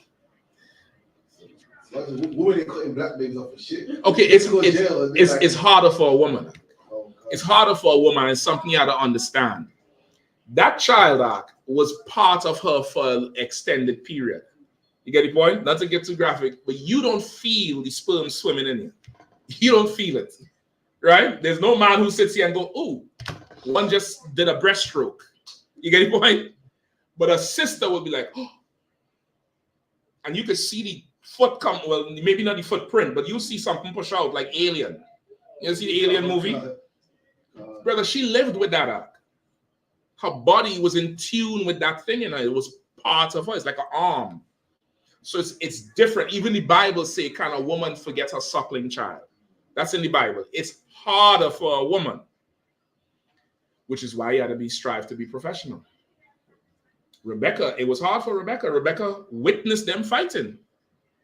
She was told there's two races in her. Still gave birth. Saw one, saw the other, and be like, "God damn. Breastfeed? All right, go ahead. Go bathe now. Take this food." All of that. The father loved him. You get the point? We are not like the oppressor. I'm going to give you an answer. The answer is the same if the child is an Israelite. There's something that can make you cut a child off. And you should do it. Because you could go make more. The Bible said, do not stand. Give me that in the Apocrypha. Give me at courtesy for your children. Right? It was specifically talking about specifically for brothers, because it's, usually it's brothers is the one who have that issue. Stand something. So I got it. Is go ahead. Ecclesiastes chapter 33 and 21. It's lucky, sir. Ecclesiastes chapter 33 and verse 21. That's it. Go ahead, read it for me. Khan. Ecclesiastes 33 and 21. For better it is that thy children should seek to thee than that thou shouldest stand to their courtesy. You understand? That's what the Bible says. Read it one more time. Khan. For better it is that thy children should seek to thee than that thou should stand to their courtesy. it's better that your children come find you than you stand to their courtesy. Meaning like how you stand when the general walks in the room. A higher man walks in the room, your brothers get up and offer the seat. You might have a child that is a total knucklehead. You might have a child that's, you know, whatever. And this child is not obeying the Lord, don't want to obey the Lord. Says, you know what, F you and that Israelite shit. You should not stand to that child's courtesy. You should not be like, well, come sit here. Let me serve you. You should not do that. You should let that child go do whatever the hell they want. And by child, when I say not like a baby like this, you get the point? This is a child who is, it's your child. A 20-year-old is still a child. You get the point? Once the person is old enough where you could tell what they're saying is a conscious decision. You get the point? It's different for different people. Christ was in the synagogue at what age? 12 years old, 10 years old, battling. He was conscious at a certain point. He had to tell his mother, listen, how about my father's business? Leave me the hell alone. You get the point? There's different ages it would happen. There's one child who's 13 years old. They want the video game. You tell them come to class, they come to class. You tell them do this, do that. There's another child, they're 15 years old. F you, I want to do this, forget the Passover, sneaking out. Nigga, go. Do whatever you want to do. But you can't stay here. So, you know, if you have a heathen child, do they do what you do? Because they're heathen. Like, what? How do you? I'm gonna come to that part. All right. So, but this year, from this scripture here, it's saying you want to take that professional across the board, whether it's a heathen child you have or Israelite. You're gonna raise them a certain way. Once they start getting a certain amount of a certain conscious level, you're gonna have to lay the law. While you're living here, you're gonna have to do what the hell I say to do. Now, when you decide to roll out and move out, you could do what the hell you want to do. That's fine. You get the point? And if it's a situation where you have you may have a heathen child, the heathen father is somewhere, his whole shared custody, whole, you know, that whole blended family bullshit. You're going through that. If the child hates being with you, let them go where the hell they're happy, man. What the hell is the problem? Just let them go. You could make more. You get that part? You go and get attached to somebody who's not attached to you. Get attached to the people who are attached to you. You could make 10 more of them. They can't find another one of you. That's right.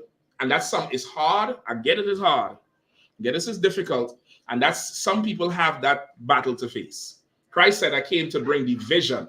Father against son, mother against daughter. I believe that's how we go, right? Come on. You see, Christ said, let a man carry his burden. Is it safe to say that this is just someone's burden in truth? Okay, yeah.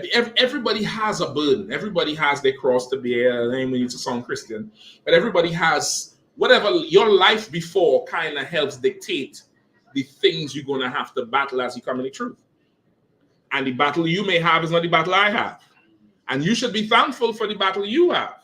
You get the point? Akkad said something to me last year, brother. I had to take that thing in, brother, for a few days. Pause. He said, man, that brother there, he battling something. He said, man, I hear he tell me this, and I look at him and he said, I'm telling you, Cap, I'm just thankful for the demons I have. I was like, I look at him, I was like, what? And I was like, that make a whole lot of damn sense. You get the point? Like, what you battling, that's you. Fight. Don't woe is me and look at somebody else and think their life is easier. You don't know what the hell somebody going through when they leave your presence. You don't know if every time they're together with you is the only time they're thinking to not kill themselves. You get the point? You don't know that. You don't know if a nigga, he jump in the car, sister, she jump in the car, and the minute they switch off and shalom and she waving, and you find that they kind of delaying to leave. You don't know if as soon as they bend the corner, they're just thinking to drive the car into the wall. They're looking in the rear view. You ain't shit, nigga. I don't know what the hell you trying to do with. You don't know if that's the conversation every day, all day until the next class. You don't know. Everybody has something they're going to battle with. You get the point? So now back to the whole thing. You just want to be a professional about it. You have a job. You got to raise that child. This is not about how you feel. This is not about if the child loves you back. That child's safety is in your hands right now.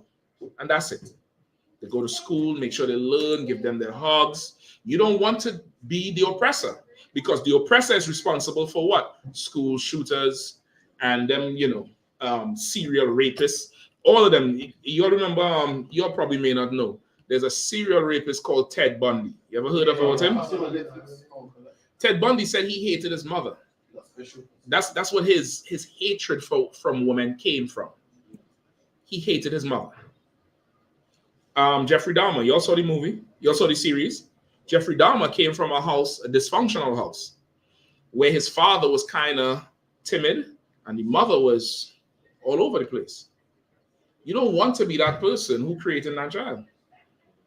You want to be the person who that heathen, when they grow up and they get such a good privileged life from you growing them up, they look back and be like, I wish I was the same race as my mother. That's more justice than any abuse you could do. You hear them say that shit, I'm gonna be like, I did my job. Now that motherfucker, he or she know, they ain't shit. And they got the best life. They got the best food. They got the best bringing up. They got the best care. And with all that, they inherit their father's life. That's like how we have to inherit ours. When our children in foster care and all that type of stuff, what do they say? Well, your parents didn't do this, and we inherit pain. They're going to have a good life because you're an Israelite. And they're still going to inherit pain. And it's a pain that you cannot inflict. It's worse than anything you could do. So you grow them. You grow them up right. You teach them right, everything like that. Now, to the question you asked, you're Israelite, you're in the truth. Do they do what you do? Yes. Why? Because in the foster home, where you have some, Paki or Palestinian or Afghani stepfather or stepmother, or some white stepfather or stepmother, when they go to church, what are you doing? Going to church too. That's right? You're going to church too. You get the point? Now, that's because the church rules allow you to do that. And here, they cannot come to the Passover. They cannot come to the feast days. They can't come to class. They can't do none of that. But guess what? In the house, there could be no pork. There could be no shrimp. That's right. We don't celebrate Christmas. We don't celebrate birthdays. This is why. And you treat them the same way you would treat the child that is an Israelite, that in your mind, because of, the world and because of, with all the love in the world, lack of professionalism, you think you should love this child more. When you understand what love is, it's not the feeling. It's what you do. You get the point? Love is an action. The same thing you do for this child is the same thing you do for that child according to the law, right? They do exactly what this house does.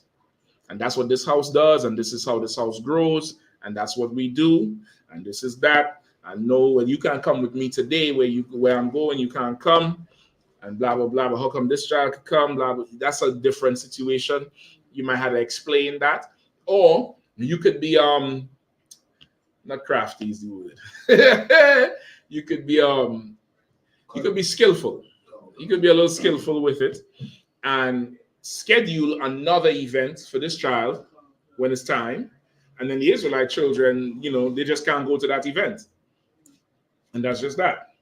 You get the point? And that's just, and when they become of an age where there's conscious understanding, you explain to them. They can't come to the Passover because of this. They can't do this because of that. XYZ. I'm gonna come to you, Eka. Go ahead. So, if you're like Israelite father or mother, and father, if you're a mom, you're like a heathen child. And a father can have a heathen child too, if of course he marries a woman with a heathen child, or a brother who in the world marries a heathen who had a heathen before, and he comes into the truth with a heathen wife, but her kids is heathen. He's still their father because he married the mother. You get the point? Go ahead.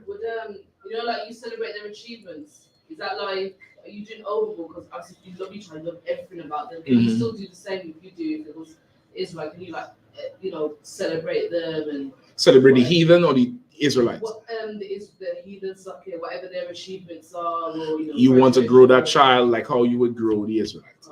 You get the point? Yeah. You want to do that thing. Now, of course, we're in the whole age of the internet and all of that, which is a more permanent. Everything is permanent. because you could go back, and Facebook's so damn stupid. You know, memories, them Facebook memories, you know, they ain't good for shit.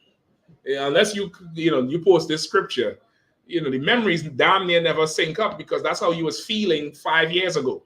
You read the post and you're like, I can't believe I wrote that shit. Delete. Right? Because of that, you know, you damn near not really creating two lives, but you celebrate it in a way that this child could get the esteem that a child needs. You get the point? You want to do all of that. And that's fine, and it's lawful. Remember, we still have laws we have to obey. And you cannot be evil to a child that's in your care. You get the point? You can't do that. Right? You good to go? Go ahead. Earlier he was talking about the law of abandonment. Mm-hmm. I started watching movies like Viking and whatnot. I mean abandonment in terms of like a man fucks up, or if like the government of a certain city ain't keeping the laws. Okay. Yeah, to what? I'm watching movies like Viking and whatnot, yeah. And the law's rough as shit because it's like kicking a man out of Birmingham onto the motorway. And like on the motorway there's just bandits and you're not under the protection, like that kind of rough. Yep. You know what I mean? Like, when you read it, if you abandoned, it's cool, but it's not like imagine a man keeps you outside of Birmingham and in the middle of like Birmingham and Coventry by yourself, like fend for yourself. There's bandits, there's no laws, no police force. I thought that's kind of harsh, man. Kind of rough. Well, okay, it's meant to be harsh, so you behave. Come on. That's the thing about our nation. You're supposed to know the consequence, so you behave. And when it's time to exact judgment, you can't be slow in it, because you might think the judgment serves more than one purpose. You might think the judgment is just to beat this person or discipline this child or discipline this person. Judgment also sends a message to everybody who witnessed the judgment. You get the point? I remember seeing them old tapes from Haiti and from Jamaica, where they put the tires around them sodomites and light them up. I remember, I see a tape long ago where this alleged sodomite, I don't know if he was or not, but he was hauling ass, brother. He was running and they cornered him, brother, and the police is trying to get to him before the mob so they could take him into custody because they don't know his life is done. So the cop come and they firing shots into the air, brother, and the sodomite go underneath a car, underneath the car and hiding. And brother Benjamin is sideways stones, and like one of the stones hit him and he passed out under the car and it's gas. And they light him up and he roll out from under the car. I guess the fire wake him up, brother. And it was rough, brother. The cop just had to fall back. And you can see him on the radio calling for backup. Now I see that. Whatever he did, I ain't doing that shit. I don't care what it is. I don't care if it's drinking water. Whatever he did, that they did that to him, I'm not doing that. And that's righteous. The Bible says to put the evil away from among you. It's not applauding or lauding what some would consider a violent judgment. It's what the effects of it after. No, that's if that person is guilty, of course. You get the point? That's what a judgment is for. It's meant to do that. Let me just get that too before we move on, right? This is from the whole with the Vibes Cartel thing. Right, this is how righteous the Lord is. All right. Give me Numbers 35. Give me Numbers 35. And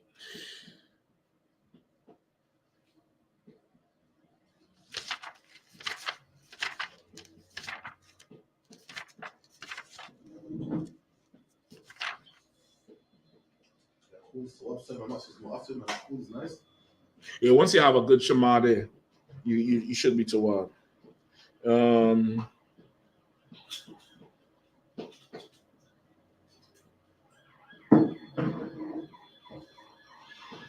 I probably should have hit this one first. Hold on.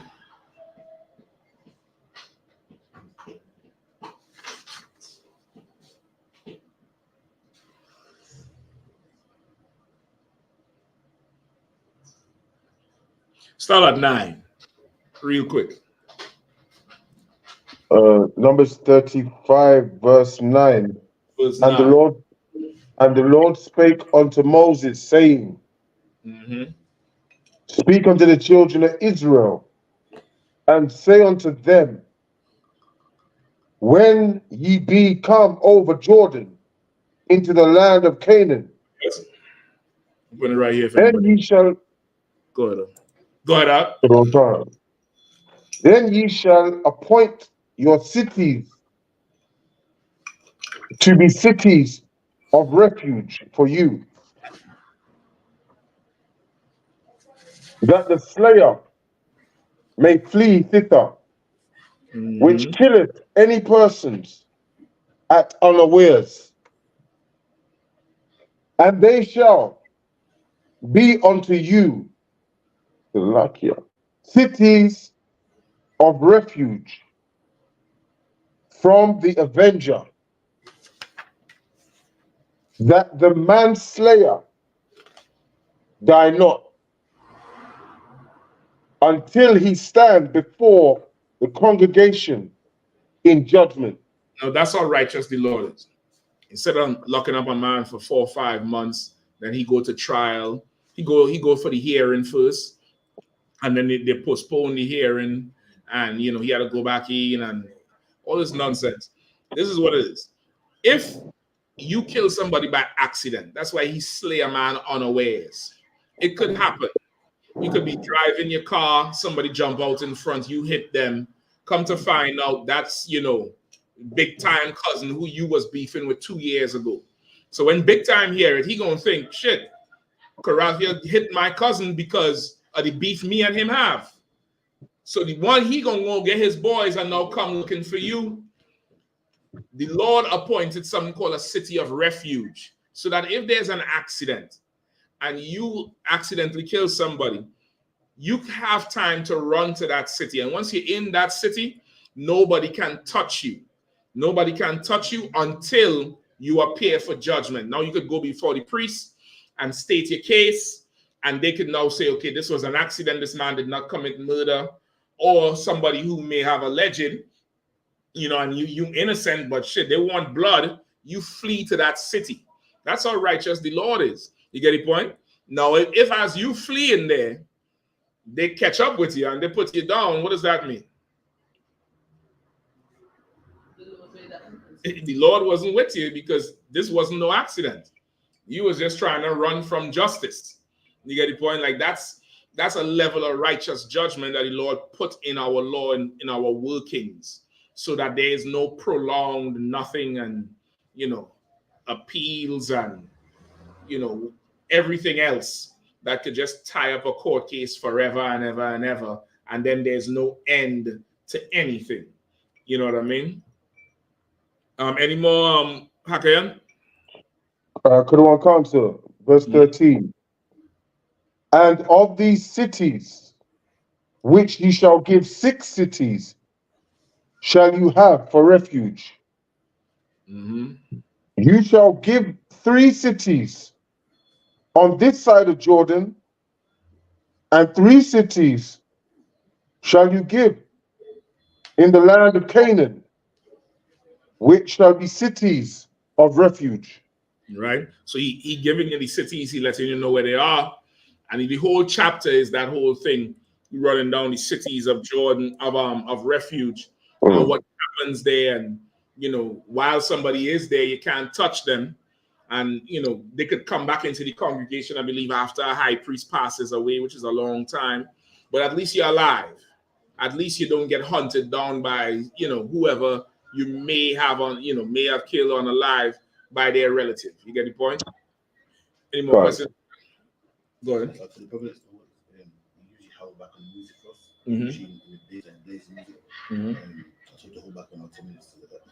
If you want, you could go ahead and we just close the door. All right, come. You know what I mean? You ain't got to hamper him. You could just close up the door, or you know what I mean? Or let him go ahead. We'll see. Will it be that loud where you hear it? We close the door now. But if with the door open, you'll hear it. Cool it down. Okay, I mean, I wouldn't sweat it out. Let's just let him do what he do, and then we close it up if it's an issue. All right. All right, any other questions? In the room, says you to up. Go ahead, come on. So go back on that. With the, who do you encourage them to marry? Like, who do you say they can marry? Like, I got you. Good question. Okay, so you may have a heathen son or daughter. You grow them up. You, again, professional. Who would you encourage an Israelite son or daughter to marry? An Israelite, right? Because that's our law. That's what you should do with the heathen. Because why? If you don't encourage them to marry their own, what could happen? Marry one of us and then that person's sinning. But it kind of is on you. You get the point? So really, whatever they do when they are adults, you can't control that. And, whatever.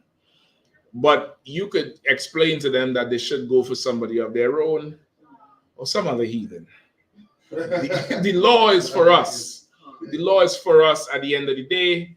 You could just be, the perfect mother to the heathen and tell them, go get, whatever race they are, go get somebody like that. You get the point? They might want to say, well, you, mommy, I want somebody like you. You're never going to find somebody like me. You get the point? You're never going to find somebody like me. I'm one of a kind. But you might find somebody close who's like you. And you could just help them out. And once they have a certain age where they're conscious, you could explain to them why it's wrong for them to marry one of us. So even as they leave you, they'll have in their head, I can't marry no one black. Not because I'm racist, but because it's better for them. You get the point? Sister Yahanna? Yeah, not with them heathen. You don't have to marry like Esau, marry Esau. Or, like. Okay, they should. They should. You asking this for now or kingdom? The kingdom. Okay, in general, okay, they should. They definitely should marry their own. However, the laws is for us, right? The laws doesn't say, they should marry their own. That's what should happen, right? Okay, this is what you want to look at. The reason there's interracial marriage is because the oppressor, when he goes to conquer somewhere, he has sex with the women. So in order for it to be okay, in his culture, he says that's okay. And as time progressed, the women having sex with everybody else. Now, when we rule, our laws is going to be laws. So now if it's like what it says, don't take their daughters, that's talking to us, but that's going to be worldwide. So it's the culture. The culture of the world today is the culture of the oppressor. In the kingdom, the culture of the world is going to be the culture of Christ. You get the point? So it's more so for us. Now, will there be a penalty if, an Arab take a Chinese woman? I can't say that because there ain't no provision for that in the law. But you want 12 tribes, you in the kingdom, and you trying to march in the gates with Kim Kardashian, brother. I could show you in the law what happened to the last person who did it. You get the point? So it's different in that aspect. This is what you want to focus on. Grow them up right. Grow them up right, just like you teach the Israelite. You could probably close it up there now. This nigga playing gospel. I think that's gospel. Yeah. I think he taking piss, man. Tell that nigga pour on cartel, man. Cartel free. Cartel free. Close up that. I don't want none of that coming in here. You trying to raise the demon in me. Close up that whole thing. You get the point? Now, if that's the case, I need another speaker next week, and I'm putting it by the door. That's right. If I had to listen to that shit, them motherfuckers gonna hear my voice. Excuse my language. Up and down the block. If I had to listen to that mess, the Holy Ghost filled, sanctified, hallelujah shit, you come forward now. So that's your fair. Go ahead, If I may, sir. Juby next door. All you got to do is ask him. It's the work again. It's the work. Captain Craft, you handled it. Answer.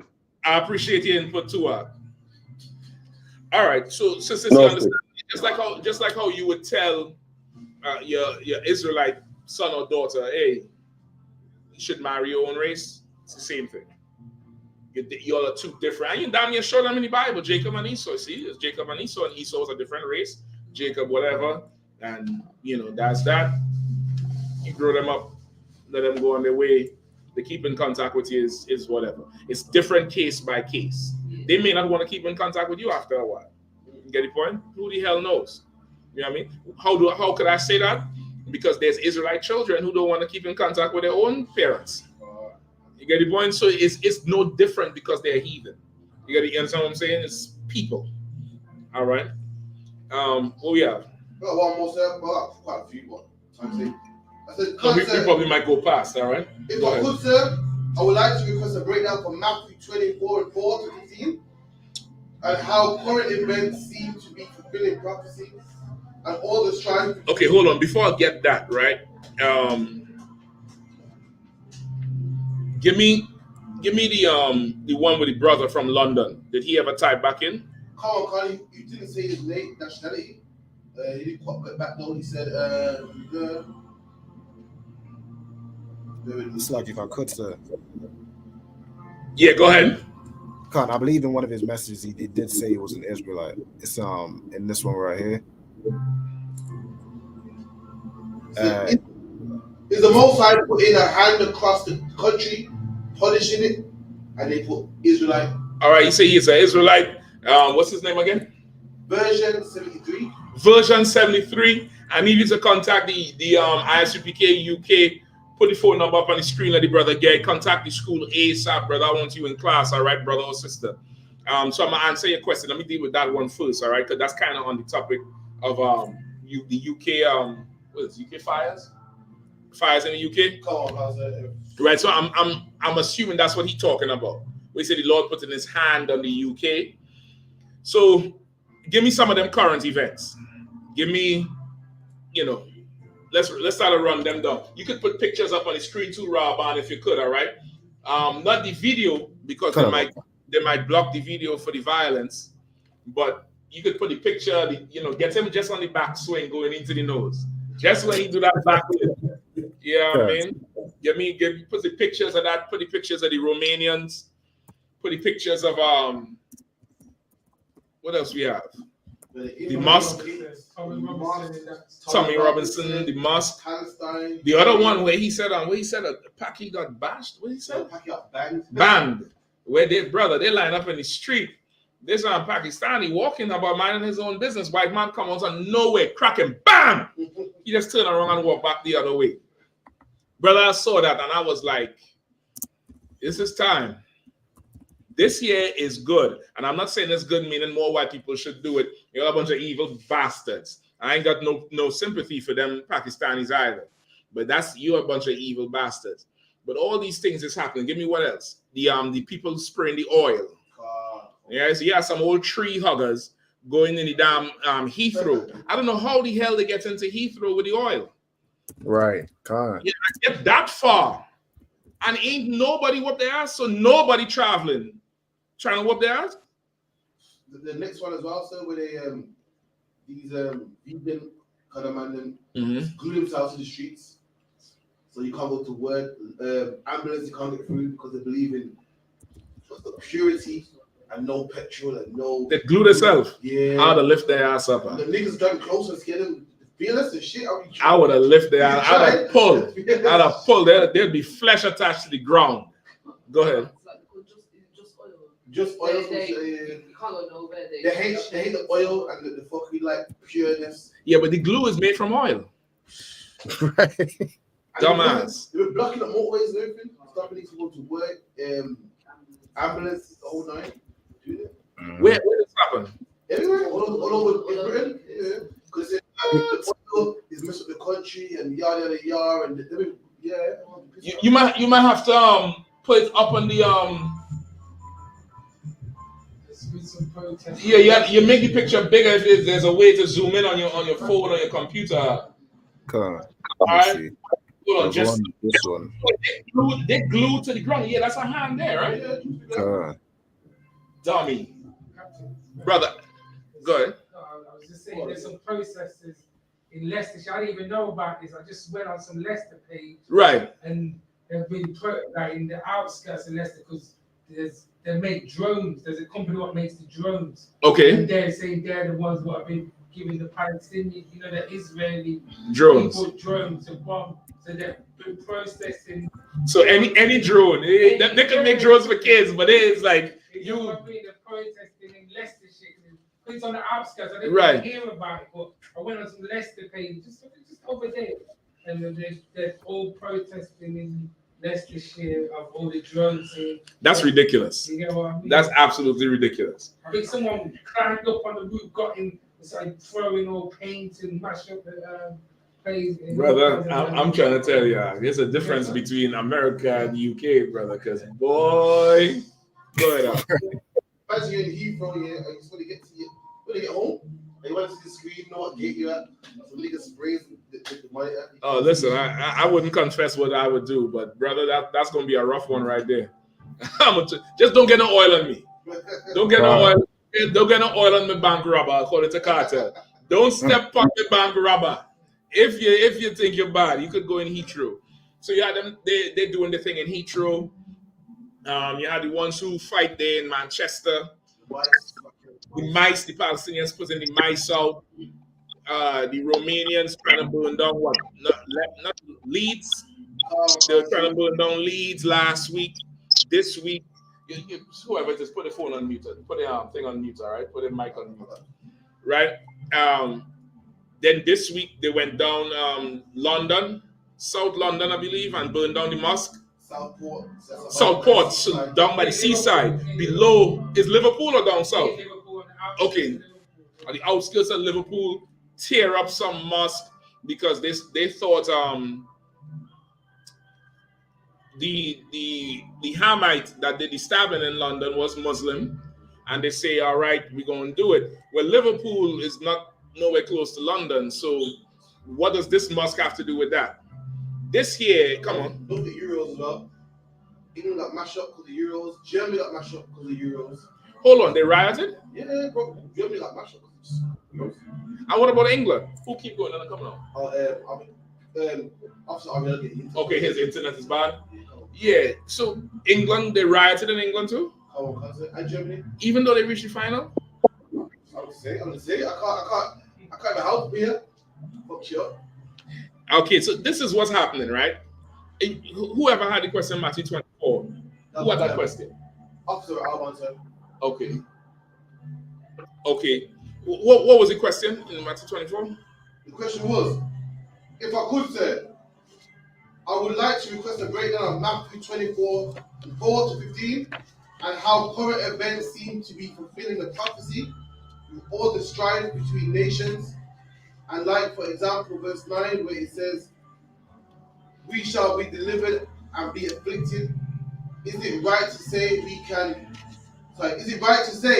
we can see an example in the oppressor's desire to do this in Trump saying he wants to bring us back to stop and frisk? Okay, so yes, you have all anything that's would threaten Israel. All right, anything that would threaten Israel, you could attribute to this. When it says we would be delivered to be what? Tormented? Not tormented. What verse is that?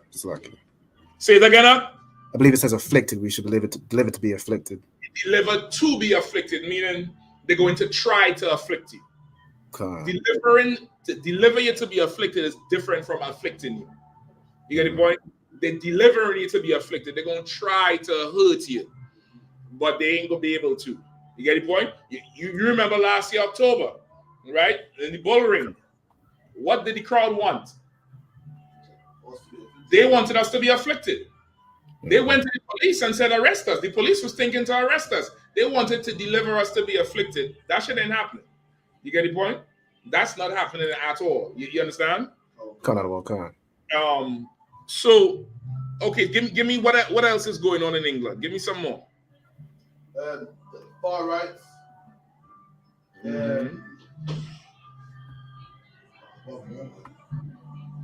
The lot of nations, Romanians, Pakistanis, the Euros thing,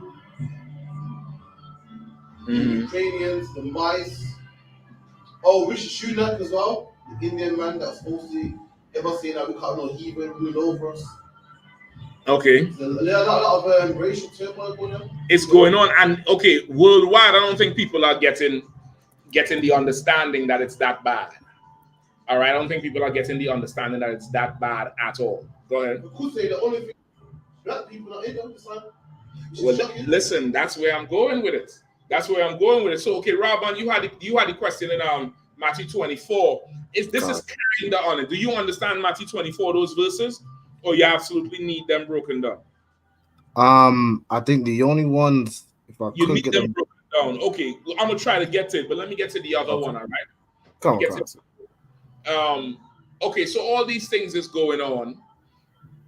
You have what's the reason? What is the public response to what happened in Manchester Airport?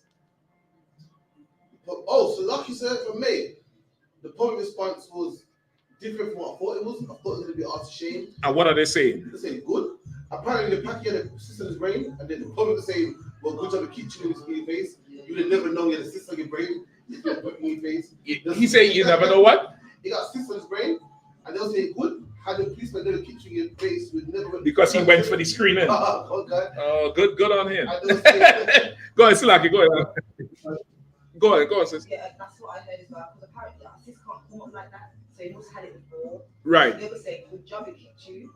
But then you would have never known. It's the work of God. It's the work of God, man. The boot of God. And they say Maradona is the hand of God. Oh, okay. They say Maradona is the hand of God. That's the boot of God. Right? What else they say? They're saying the only people doing the job here is the police. They say the police was doing a good job. Go ahead. What the policeman was wrong because what he should have was took him in the back, then kick him. Because that's what they do to us. Go ahead. And the brother in the taxi getting them stabbed up. Okay, I mean, go ahead. Brother saying, you know what I mean? He should have said, drive up, don't stop on time. Well, okay, that one is not so big because that's, that one it's not a national thing. Ain't nobody rioting because he gets stabbed. Right or wrong? No, that's true. That's true. But the Indian man, yeah, I'll get in response I thought I wouldn't get. I thought I was going to get sad stories and cries and everything. I was getting the opposite. I'll get in, well, you shouldn't mess with the police then. So I'll get in regards to the Indians. Right. Sister, you were going to say something else? Go ahead. On TikTok, when I look at different videos, most white people are saying things like, well, this is what police should be doing. And they keep the youth up today and not scared of the police. So she saw white people. You could disregard, okay? You could disregard. Ain't no sweat. Go ahead. White people are just looking what they see. So like, they're like, this is what should happen more often. People are not scared of the police no more. X, Y, Z. So they're saying. And TikTok. They're saying the police is, they're doing their job. Oh yeah, calm. Go ahead. They're saying it's that, but as I said, the police are soft now. No respect to the police. They're saying in Leeds, the police got run out. And it's time to get some police that they'll kick the niggas in the face because no one's respecting the law no more. They'll say, yeah, I remember that. They're saying shit like that. So. Okay, I'll take that. Anything else? Go ahead. It's more, on TikTok, it's the Asians that are sticking up for the Asians, I would say, and the white people are on the police side. And what are they saying? What are the Asians are saying? They're saying like the police are wrong, he was racially driven, and things like that, really, which probably is true. I mean, it is racially driven, and okay, I think the heathens have gotten comfortable in the white man's empire, way too comfortable, and because whatever. Now, of course, this is my best guess on the prelude to what's going on. When I first came to UK, I think I was telling you this, Cap, that I thought England was a Christian country. I never ever expected to have to battle Islam in England. This is England. This is knights and round table and kings and queens and you get the point. Like you what do they call them? Them other lower ranking people in the royal family. Knights, tea and crumpets. No, not the tea and crumpets. The like your earls and lords, sir. Just and the lords, brother. I never thought I would have had to say the word imam in a battle in England, ever. Like, would you ever think you would go to Qatar and have to break down Christianity? No. I never ever expected that. I saw so many stores, so many streets just flowing. Just what's going on? And then you all told me London had Asian mayor? London, not Leeds. The capital of England has a heathen mayor. And now you progress so far, you was in charge of the country. The problem is, let me tell you what the problem is, and this is good for us. And you should thank the Lord tonight when you go home. You should face the east and do it in the morning. Thank the Lord that you were born a nigger. That's right. Because the bell has tolled on these heathens right here. These heathens thought that they were not niggers. And they thought they could fly in the face of the oppressor. You thought, how much was on London Bridge last year, October? 500,000 for Palestine. What was white people saying? We ain't doing nothing. Go to Palestine and protest. You remember that? Oh, spray paint in the bridge. Spray painting everywhere. Spray paint mice and put it in McDonald's where everybody eating. Climb up somewhere and pull down some flag. Oh, God. You in England. You in the land of the hooligans. You forgot your place. Paki man. Palestinian. I'm telling this out of love. Rwandan, Somalian. You forgot your place. You forgot your place. Brother, recently this week, I might have to play the video next week. But this week I was watching an interview with a former SWAT team. He wasn't a leader, but he was high ranking. You know who he was? He was the man who, if there was like a bank robbery or some gang violence or some crew they're rolling on the car, he's the one that comes out with his special shotgun to shoot out the tires. But I forget his position. He was like a point man. And the rounds he shoots, you cannot hit people with that because it'll blow you apart. Is the round that once it hits the tire, it cracks the rim. No, it's not regular shots that you would shoot people with. He said it on the tape. And he said he started off in law enforcement and he just worked his way up to I forget the name, A something, well, the cops that carry guns. Then he moved to the SWAT team. And he was breaking down how a lot of people think that crime is only in black communities. He said these Asians and Eastern Europeans have their own gangs and are sometimes equally as violent or more violent than black on black crime. He said they just don't let it spill over and it never makes the news. He said in London there's a shooting damn near every day. This is what he said, but you'll never hear about it. He said they'll just send the gun police in and they quell it, and that's just that. It never makes the news because the culture in England is not as free as the culture in America, where they'll just put everything out. England keeping things under wraps. They learned from that George Floyd thing. They didn't want no more. This is what he also said, that there are different groups of gun police. One group is called Trident. Trident is famous for what? Those was the cops who responded to Mark Duggan. He said Trident has no other mandate but black on black crime. Right. You get that? Come on. You have to be next to Trident, Afro-Caribbean. That's it. It's African. That's it. Turkish. None. There's a whole gun police response for who don't have guns. That's right. Never did terrorism. Don't bother nobody else. Right. Everybody's safe around us. We don't blow nobody up. We don't cut heads off. Right. We don't do that. The only people who have to worry about danger from us is who? Us. God. They have a whole gun unit for us. You get kicked in your head in Manchester. Thank your fake God. That's right. Because Mark Duggan dead. That's right. Thank your fake God for that. You mad about, whatever else, some fool who went down there and stabbed them kids. Now that's sad. I couldn't imagine dropping my kids off and getting a call. Everybody had to go at that point. That's right. I'm not too sure council can help me at that point. I'll hang in my boots, my Mitri, my Hebrew Academy jacket, and then blood had to go. I don't know how I could react to something like that. Where you at your slavery, you imagine you pulling up to the child's school, and they're not letting you in, and you're like, what happened? And nobody telling you. That's rough. Them people in Uvalde, you remember Uvalde, Texas, where some white boy went in there and shoot up a ton of kids, and the cops were scared to go in even though they had guns. Oh, yeah, that's a rough thing to happen. That's a rough thing to happen, brother. Well, guess what? At one time, these Europeans, your British forefathers, would take my children and smash their heads against trees and stuff like that. Throw them overboard, do all kind of evil to them. Thank the Lord, that's all that happened to you. That's right. That's thank the Lord. This is what's really happening to Britain right now. And it's good and glorious. And I saw it start happening. Let me tell you when I saw it start happening. There was a point just around the time of that Palestinian marches, or just before that, where the English public was not crying out against us.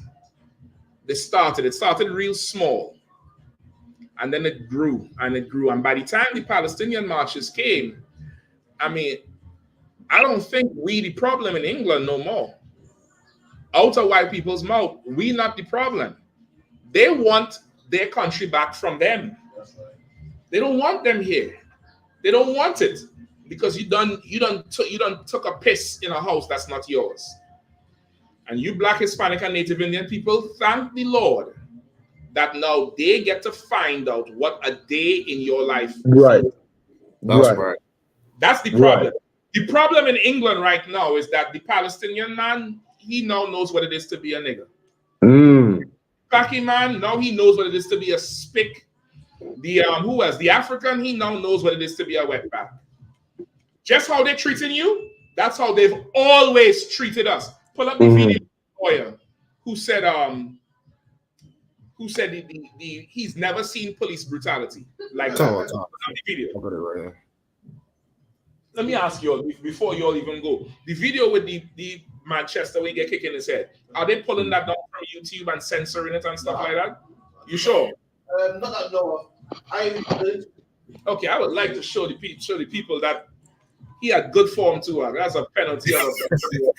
Cause I can get it up. I got it on the Facebook. So. Hold on, brother. Hold on. Okay. Wisdom reign. They put footage why that kicked in the face. And white people like to see. They put footage of what? Of why that kicked in the face. What do you mean? This hacking going on back. Punching the policewoman, headlocking this man. So he earned it. Well, listen, if George Floyd deserved to get choked out, you remember you always saying George Floyd deserved it. He was on fentanyl and he was, whatever, and he had a counterfeit bill. Remember they say he had a counterfeit 20? We ain't get that yet, huh? He had a counterfeit 20 and he had drugs in the system, so he deserved to get choked out. You fighting in an international airport. What do you want? It was that bad. The same police, the same lawyer, they're talking about, we're going to beat this and blah, blah. He said, I'm stepped down. He knew it's a case that you don't fight. You going to stand up there because of the race. Unruly, punched the policeman in their face, punched the man. He got tasered while he was headlocking another policeman. Yeah. The policeman's a man in the day. Listen. I get punched in your face, ain't nice. I remember that video long ago where the heathen said, look at the strength. Look at the strength. The problem is all y'all think y'all like that. You're not. That's right. You're not like that. Robin, pull up the video of the lawyer for me. Y'all could go find the video of the kick is on the UK page. But pull up the video of the lawyer talking about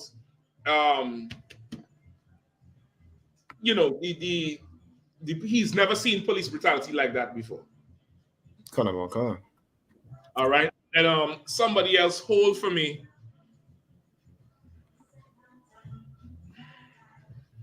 Hold for me, Isaiah. Whenever you have it, go ahead and play out. Oh, come on, sir. Go right here. Sound. About the incident that took place. I'm here outside Rochdale police station about the incident that took place at Manchester Airport 2 days ago now. It was something that hasn't been seen before, such police brutality. Stop right there. And I could tell you guys now that the people who were assaulted by the... Yeah. He said, this is something he's never seen before. Mark Duggan. That's right. Rashawn Charles. That's right. Rashawn Charles, the cop jumped on him, wrestled him, punched him up, and put his whole hand down the brother's throat. Mute the mic, who is but following the police up. Put his hand down the brother's throat. The brother choked on the cop's hand out. He's never seen police brutality like that. Prior to Mark Duggan, the people like Sherry Gross that started the Brixton riots, Mm-hmm. shot in her back and was paralyzed. Mm-hmm. What about the brother who got killed at the bus stop? I always ask you all his name. I forget his name. Stephen Lawrence got beat. Listen, it's ridiculous what they always would do, but you've never seen it. They did it to us before they did it to you. And you ran to us in the 70s and early 80s to get help from the Paki bashing. That's right. Because you know we fought back against it. What you mean you've never seen this? What you mean by that? Ain't no problem. You've never seen it, now see it. Go ahead. That's what I don't understand. What do you mean? Of course you've seen it. Well, you have seen it, we don't care. We not people. So now it's you. We not people. Exactly. We've never seen it. Listen, this is what's really happening. Give me Isaiah 51. Hold on. Is it 51 I want? 51 and 22.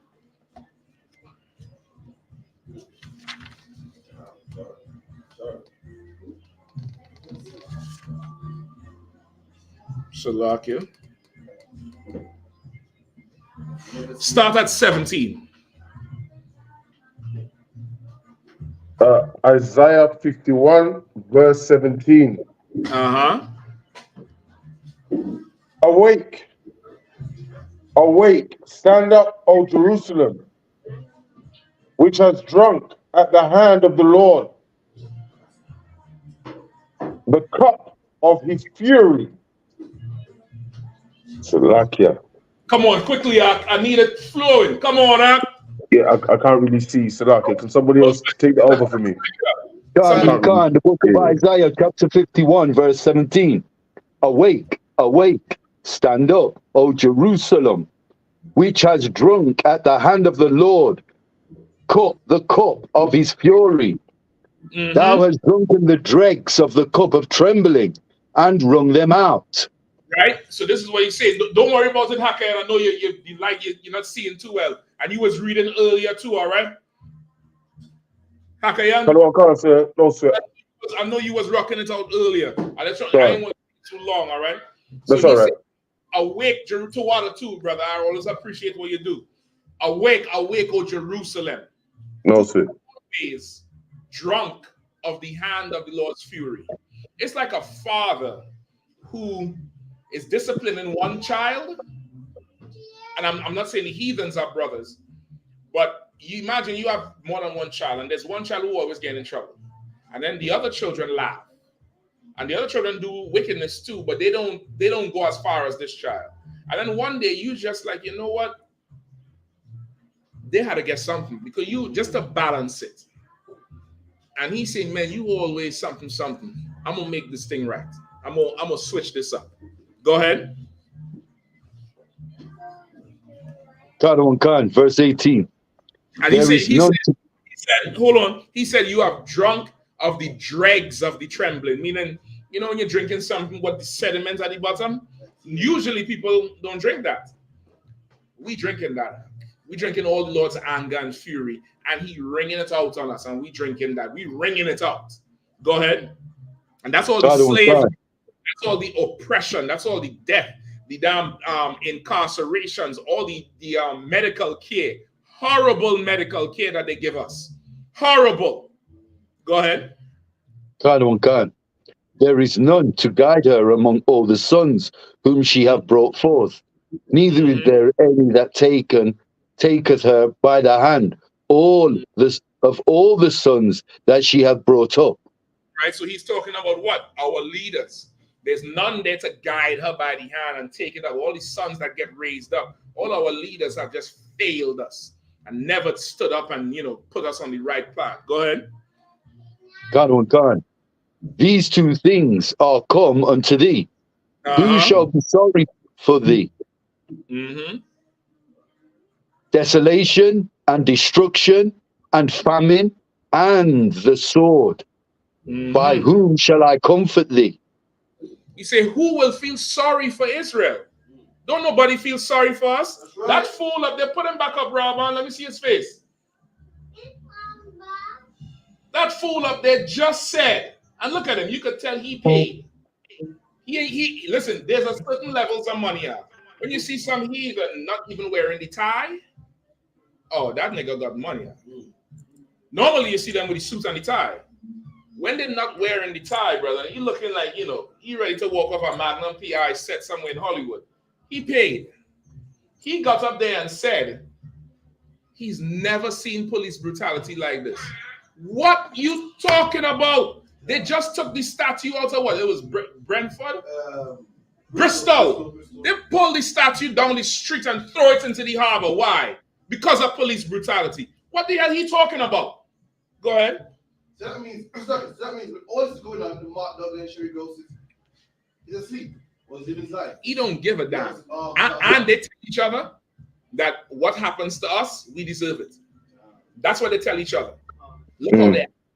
Look at them niggas. Look how they do. Look how they roll. Look how they do this. Look how they do that. They tell each other that we deserve what happens to us because we just a bunch of shiftless, lazy, unlawful, drug dealing people. That's what they tell each other about us. Go ahead. There was an imam, I think it was last year. He went viral for it, and he said to like the Muslim people, he was like, "Stop talking black. Like, we're not black brothers." I remember the backlash from it. It was like, "What do you mean you're not black?" Like, exactly. Listen, is that video on the page? If it's not, just put it back up. Retweet it. Not yet. No. So that's it. If I may just add, he says it's never happened in England before. He means to his people. I think he means to his people, not anyone else. So okay, but he ain't say that though. He ain't say that. Pull it back. And I appreciate you trying to be fair and righteous, Hake, and give Hake a hand. Hake, and trying to make sure that this class doesn't get racist at all. This is not about race, it's about right. I don't think he meant that. He didn't mean to his people. Let's see what he said. Now, he went to school for law. Right. So talking is his job. That's right. He's a trained talker. So he can't misspeak. Let's see what he says. At Manchester Airport 2 days ago now. It was something that hasn't been seen before, such police brutality.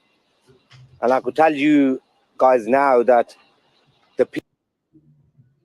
Go on, keep going. People who were assaulted by the police are members of a police officer's family who is currently serving in... He didn't say he's never seen police brutality done to his people. He said this is something we've never seen before. The police brutality. Okay. Khan for the clarity. Daughter, sir. I appreciate it. I appreciate your input, but I needed that input to drive the point home how wicked these bastards are. Right. Wicked they are. Right. Put him back up on the screen, Robin. Let's finish this off. Go ahead, whoever was reading, keep going. Khan. Verse 20. Thy sons have fainted. They lie at the head of all the streets, as a wild bull in a net.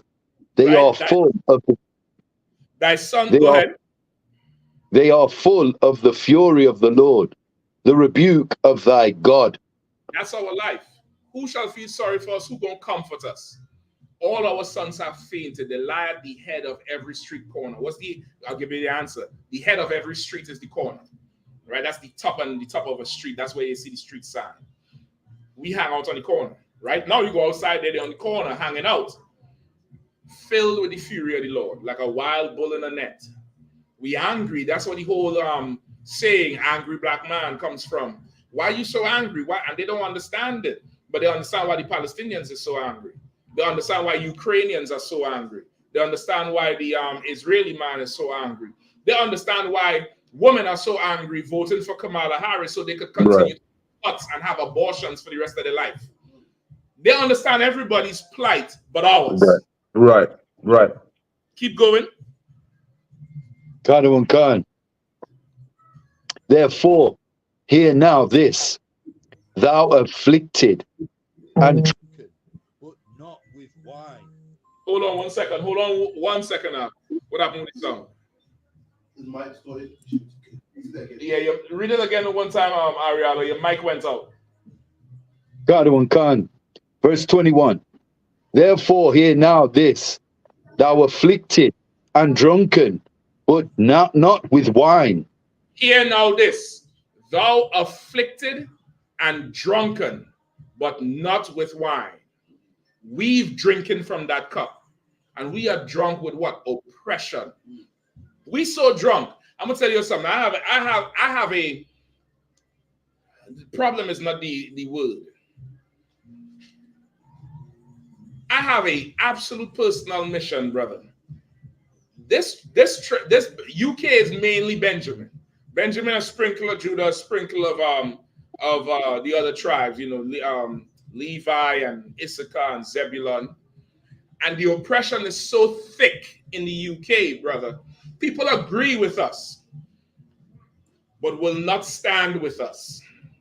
They was out there last year, October. You all remember? There was in the crowd. I think out of all, one stood by and tried to throw hands to. One.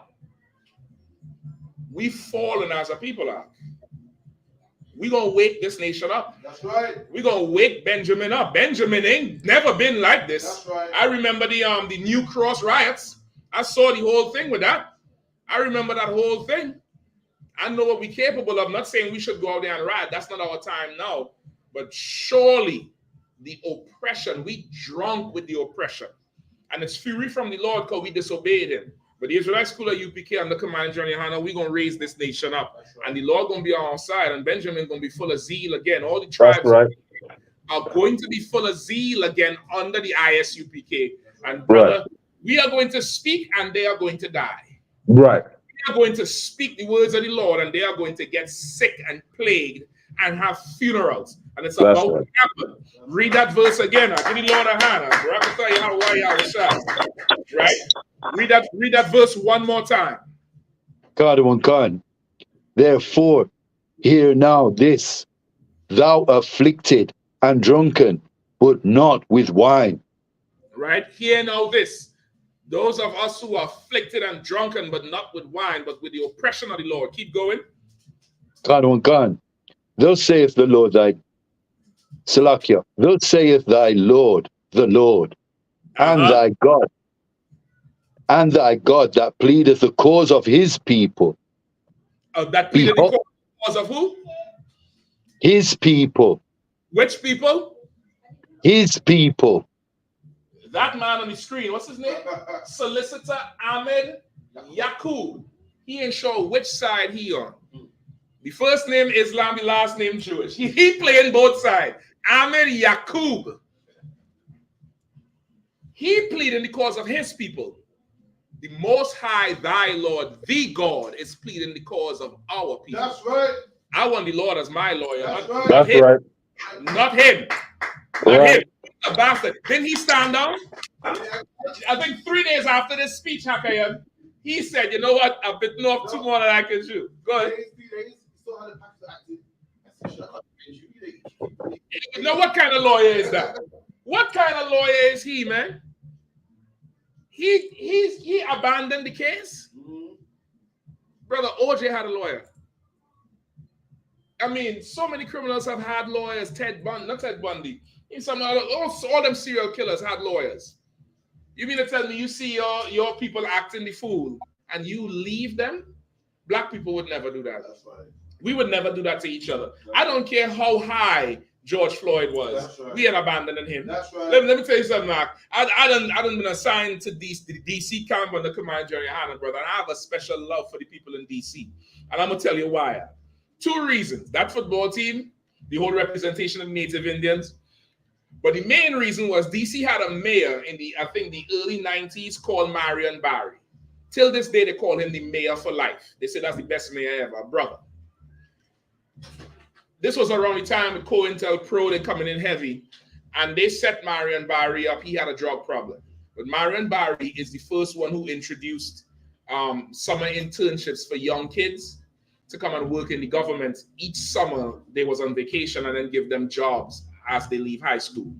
He put a lot of black people to work in DC government.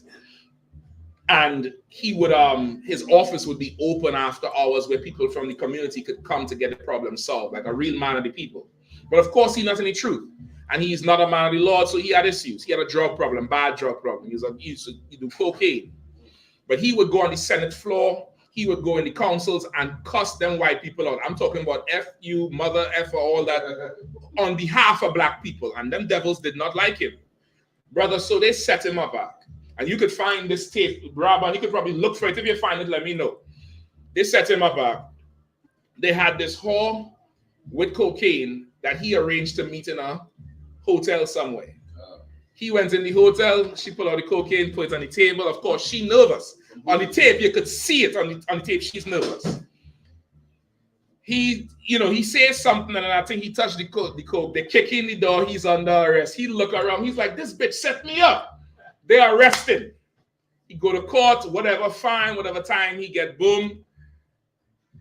Whatever term came back for mayor, he ran. DC put him back in office, man. Get DC a goddamn hand, man. DC put him back in office, and brother, he helped build, he gave DC the reputation of Chocolate City. Like black people with power and the kids, and he was really about the people. He just had a problem. You don't give up on your people. You see them, you're supposed to go find the reason they was throwing hands. You're supposed to go and find them. A cop who did that, that's not his first time. That same cop who kicked him in the head, you could go find cases of police brutality on that cop. That's what you're supposed to go and do. You sell your people out because you're weak and you're not like black people. There's a video of it, Rob, and you could drop it for now. Put the lawyer back up. Go ahead, Al. Like you're saying, is that like with Michael Jackson? Black people stuck with him no matter what. Fuck that. And R. Kelly, no matter how many people bring out about Michael Jackson, R. Kelly. Brothers like, fuck that. Okay, it's not as much because those are celebrities. He's not a celebrity. He's a man who born and raised and go through the ranks and made it up into office and was fighting for black people on behalf. It's a little bit different. There's a celebrity element there, but in a way it's like that because we know the oppressor is unjust. So it's like, he only doing this to you because you're black, damn near. Because Epstein and them rape people too, like Bill Cosby, and they didn't put them in jail. You get the point? They didn't do them what they did Bill Cosby. It's a little bit different. Oh, that's the tape there. Play it. If there's audio, I don't know which part it is. It's pretty short. Make the whole thing big so everybody see it. Lately, when I do this stuff, I get hyper. I mean, just too nervous, too hyper. I've been looking at the floor, and I always did that. Just kidding. I'm always kidding. I've been tuning a lot, and I've been doing that too.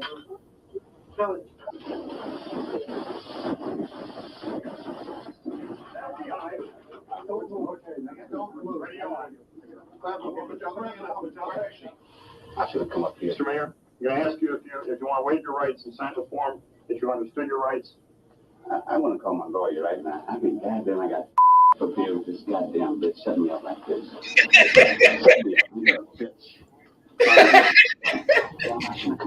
You have to sit still for it. I am. I'm doing that, but that pisses me off. We're just going to make sure. Get that to me. We're just going to make sure that you're physically sound and you're not suffering any kind of health He problem. couldn't believe it. He said, "This damn bitch, this bitch set me up." DC put him back in office because he was for the people. You get the point? You don't turn on your people. But that put the lawyer back up for me, please. But that lawyer did. Keep reading, brother. Start at 21. God. Verse 21. Therefore now, Salakia, therefore hear now this, thou afflicted and drunken, but not with wine.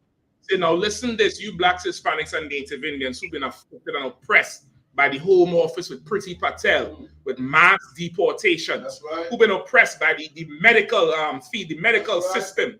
The NHS hates black people, especially black women. I hear all these stories of you all going in there to give birth and they don't want to get you no help and they think you're not in pain and they want to cut you open when you don't need to get cut open. They're abusing our people, the hell out of our people. They're doing That's it. right. The Lord hears it and he sees all those who are afflicted. Keep going. God, thus saith thy Lord the Lord, and thy God that pleadeth the cause of his people. Behold, I have taken out of thine hand the cup of trembling, Mm-hmm.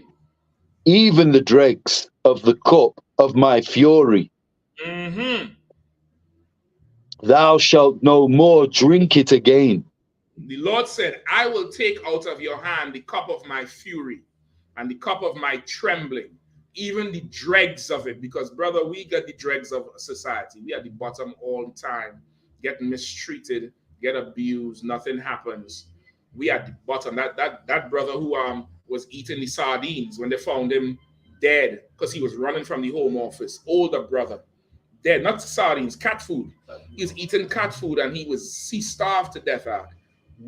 Now, ain't nobody drop bombs on his place. He died from just systematic oppression, but everybody crying for Palestine. Nobody don't care about us. This lawyer said he never seen it before. Our people dying here and you don't care. The Lord said he's removing the cup from us. He's taking it from us. He's taking it. Go ahead. God. But I will put it into the hand of them that afflict thee. Read that again. God. But I will put it into the hand of them that afflict thee. Read that again.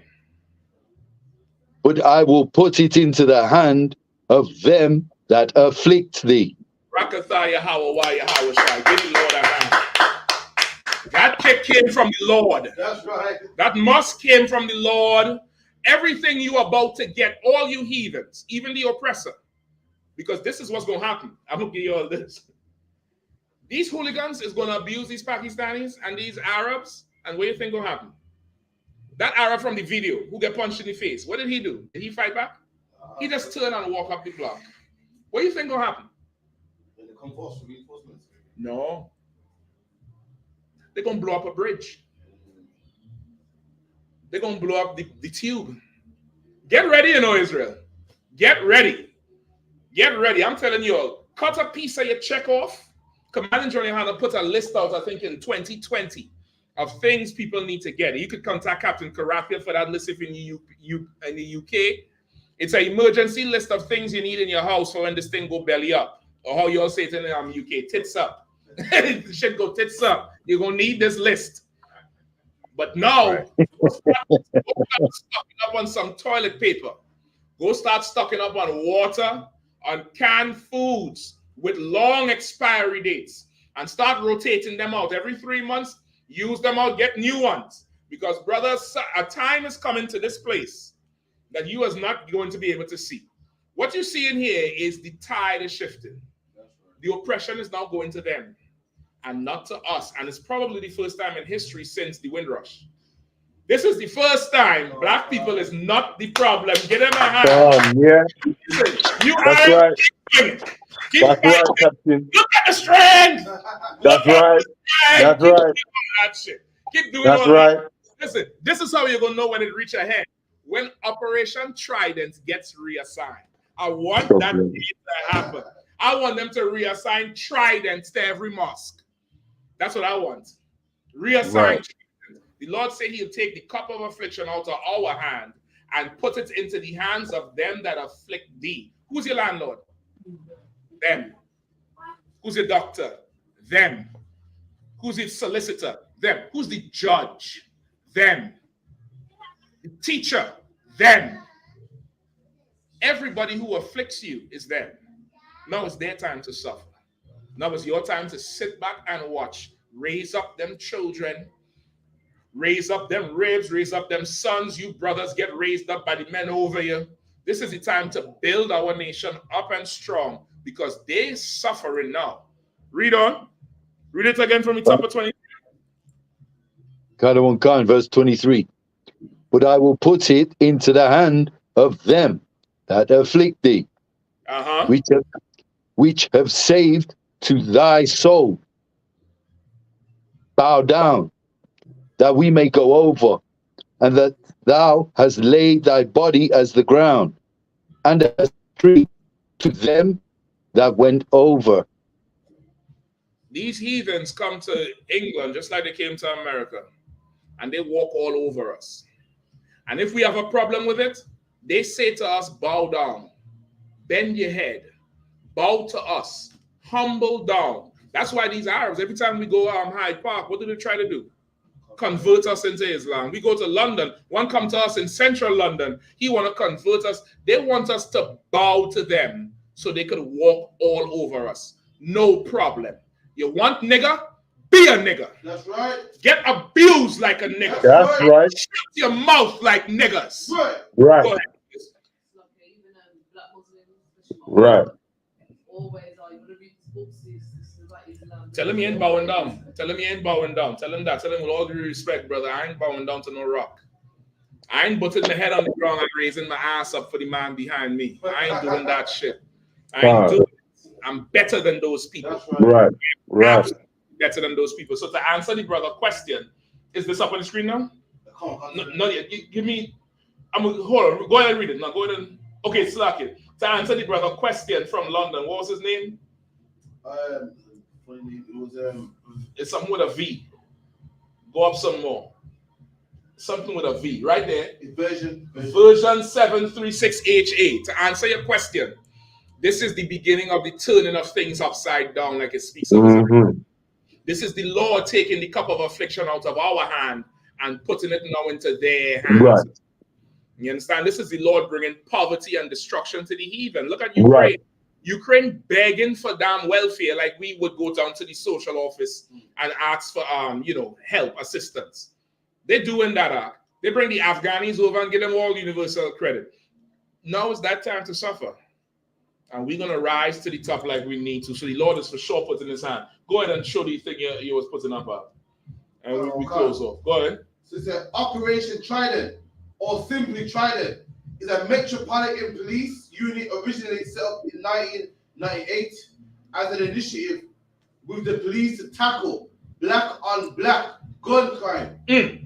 Following a series of shootings in London boroughs in Lambeth, that's where Brixton is, in Lambeth, and Brent.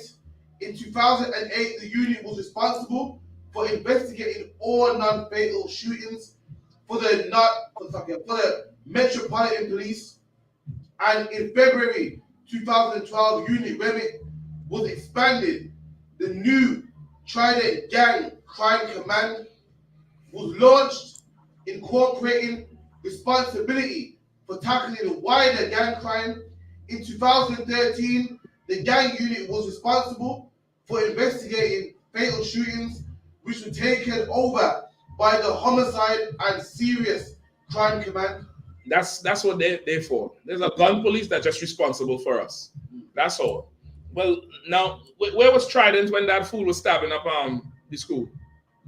Where was Trident then? Where was Trident when they was, burning down Luton and Luton Airport? Remember last year they burned down Luton Airport with they said it was a diesel leak. I don't know if you all remember that, right after the Palestinian bombing. There was an airport in Luton that just went up. Where was Trident? Yeah, Trident is not needed. Trident is absolutely not needed. All right. Let me get this last question. This was a question that came in based on the whole professional thing. What do you do when your spouse does not do that? Does not behave professional, but gets irate, yells, and slams things? Okay, so this is what you should do. It sounds like you might need a counsel. I can't say for sure because, of course, this is one side of the story. You could go talk to your spouse and you could find out what's making them angry. Now, if it's beyond that point, let's say it's slamming things, it might be slamming you, I don't know. You might need a counsel. I suggest you go get counsel. Now, if it is that there's some kind of something that precipitates this behavior, meaning you have this is a good example. You have a child, you're telling them, don't do this. Stop, don't touch this bottle. As soon as you move, you put it back. Don't touch this bottle. As soon as you move, put it back. Of course, future times, it's not going to be don't touch this bottle. It might be don't touch this so-and-so bottle, you so-and-so, don't touch this bottle. Now, if that's what you're describing, and you think it's still incorrect, you could always just request a counsel and see. But if before the slamming and the unprofessional behavior that you're describing, there is calm behavior, There is do this, do it like this, do it like that. I don't like this, I don't like that. Handle it this way, handle it that way. And for some reason, it continues. Then we have to find out why it continues. And of course, if the spouse's behavior is too erratic, that could be corrected as well. Everything is cause and reaction. But you know, you might want to examine it. And of course, the school offers counsel for anything like that. If there's an offense and you need to, you just take your spouse to counsel. It's not a big deal. People go to counsel every day. I talk like Cam. People go counsel every day, B. Go ahead. You know, with domestic violence on either side, obviously with the UK, especially if you work within like child services, as like social workers, we're advised to say not separate, but you can't be in the house doing that around children. What with the UPK? Watch out with the plug. She needs some help. Go ahead. What would be the UPK stance if any partner's violent against each other with children in the home? Like, would it be like removal or what? It's the same thing as if there was violence being done to each other when there was no children anymore. It would be the same thing. It may happen where somebody may behave unprofessional, right? What would you do? What that happens to some white woman and her white husband is doing it, or a white man and his white wife is doing it. What do? They make a report to an officer, and then the officers determine who leaves the home. If there's truth to it, and then they go before a judge, and the judge takes it from there. The UPK is similar because it's an offense. If there's an offense, you make a report, then there's a council that's set up, and in the interim, there may be stipulations. Somebody separate, you all don't talk, whatever it is, and then a judge, you're going to go before a judge. 100% of the time is General Hyman, and he'll hear the matter and he'll make a judgment. This is what you'll understand when you come into the truth, and you'll really find out where love is and what love is. There is no excuse for divorce except adultery on behalf of a woman. You get the point? Everything can and will be worked out. It might take some time. It might take regular counsel, regular corrective behavior. ESO has a term in psychology management called negative and positive reinforcement. It might have a series of that happening to change engraved or embedded behavioral traits, right? On both sides, right?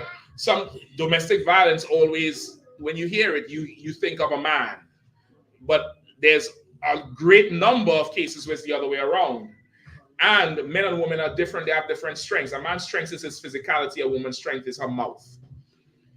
There's a great deal of verbal domestic violence that a brother will never say because it feels effeminate to say, well, she calling me this, she calling me that, she telling me this, she telling me that. He should still say it. He should still come and say it so somebody could shut her mouth, because if her mouth is not shut by authority, what will happen?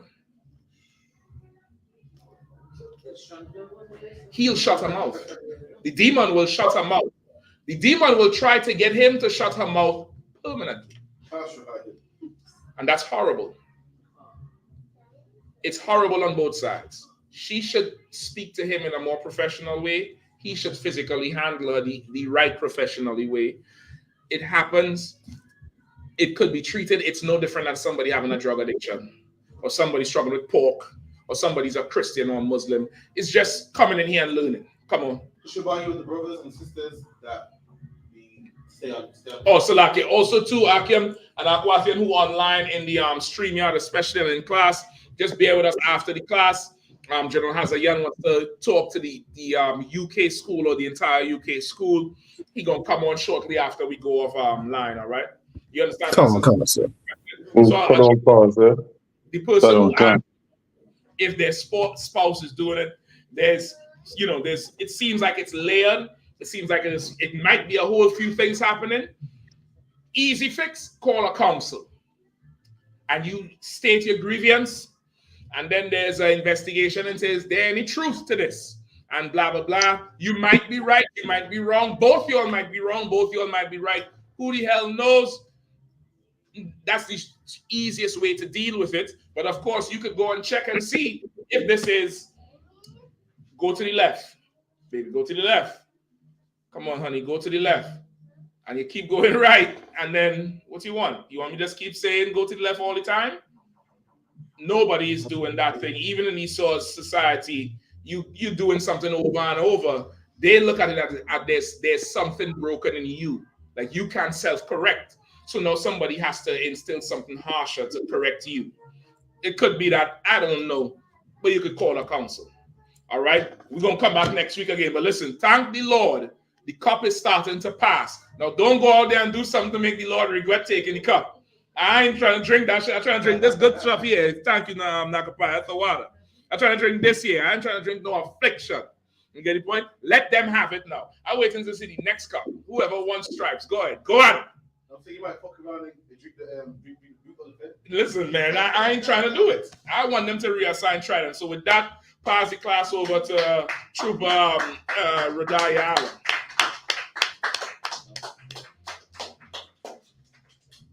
Yeah, the announcement.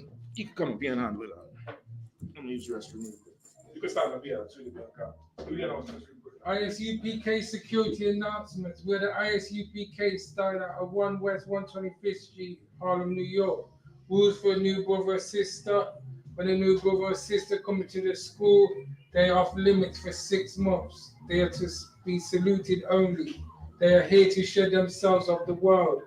If they need transportation, a teacher will arrange it. After 6 months, if a brother or sister has an interest in a particular person, he or she must get permission from the head to speak to a brother or sister. There is another 6 month period in which a brother or sister will court each other.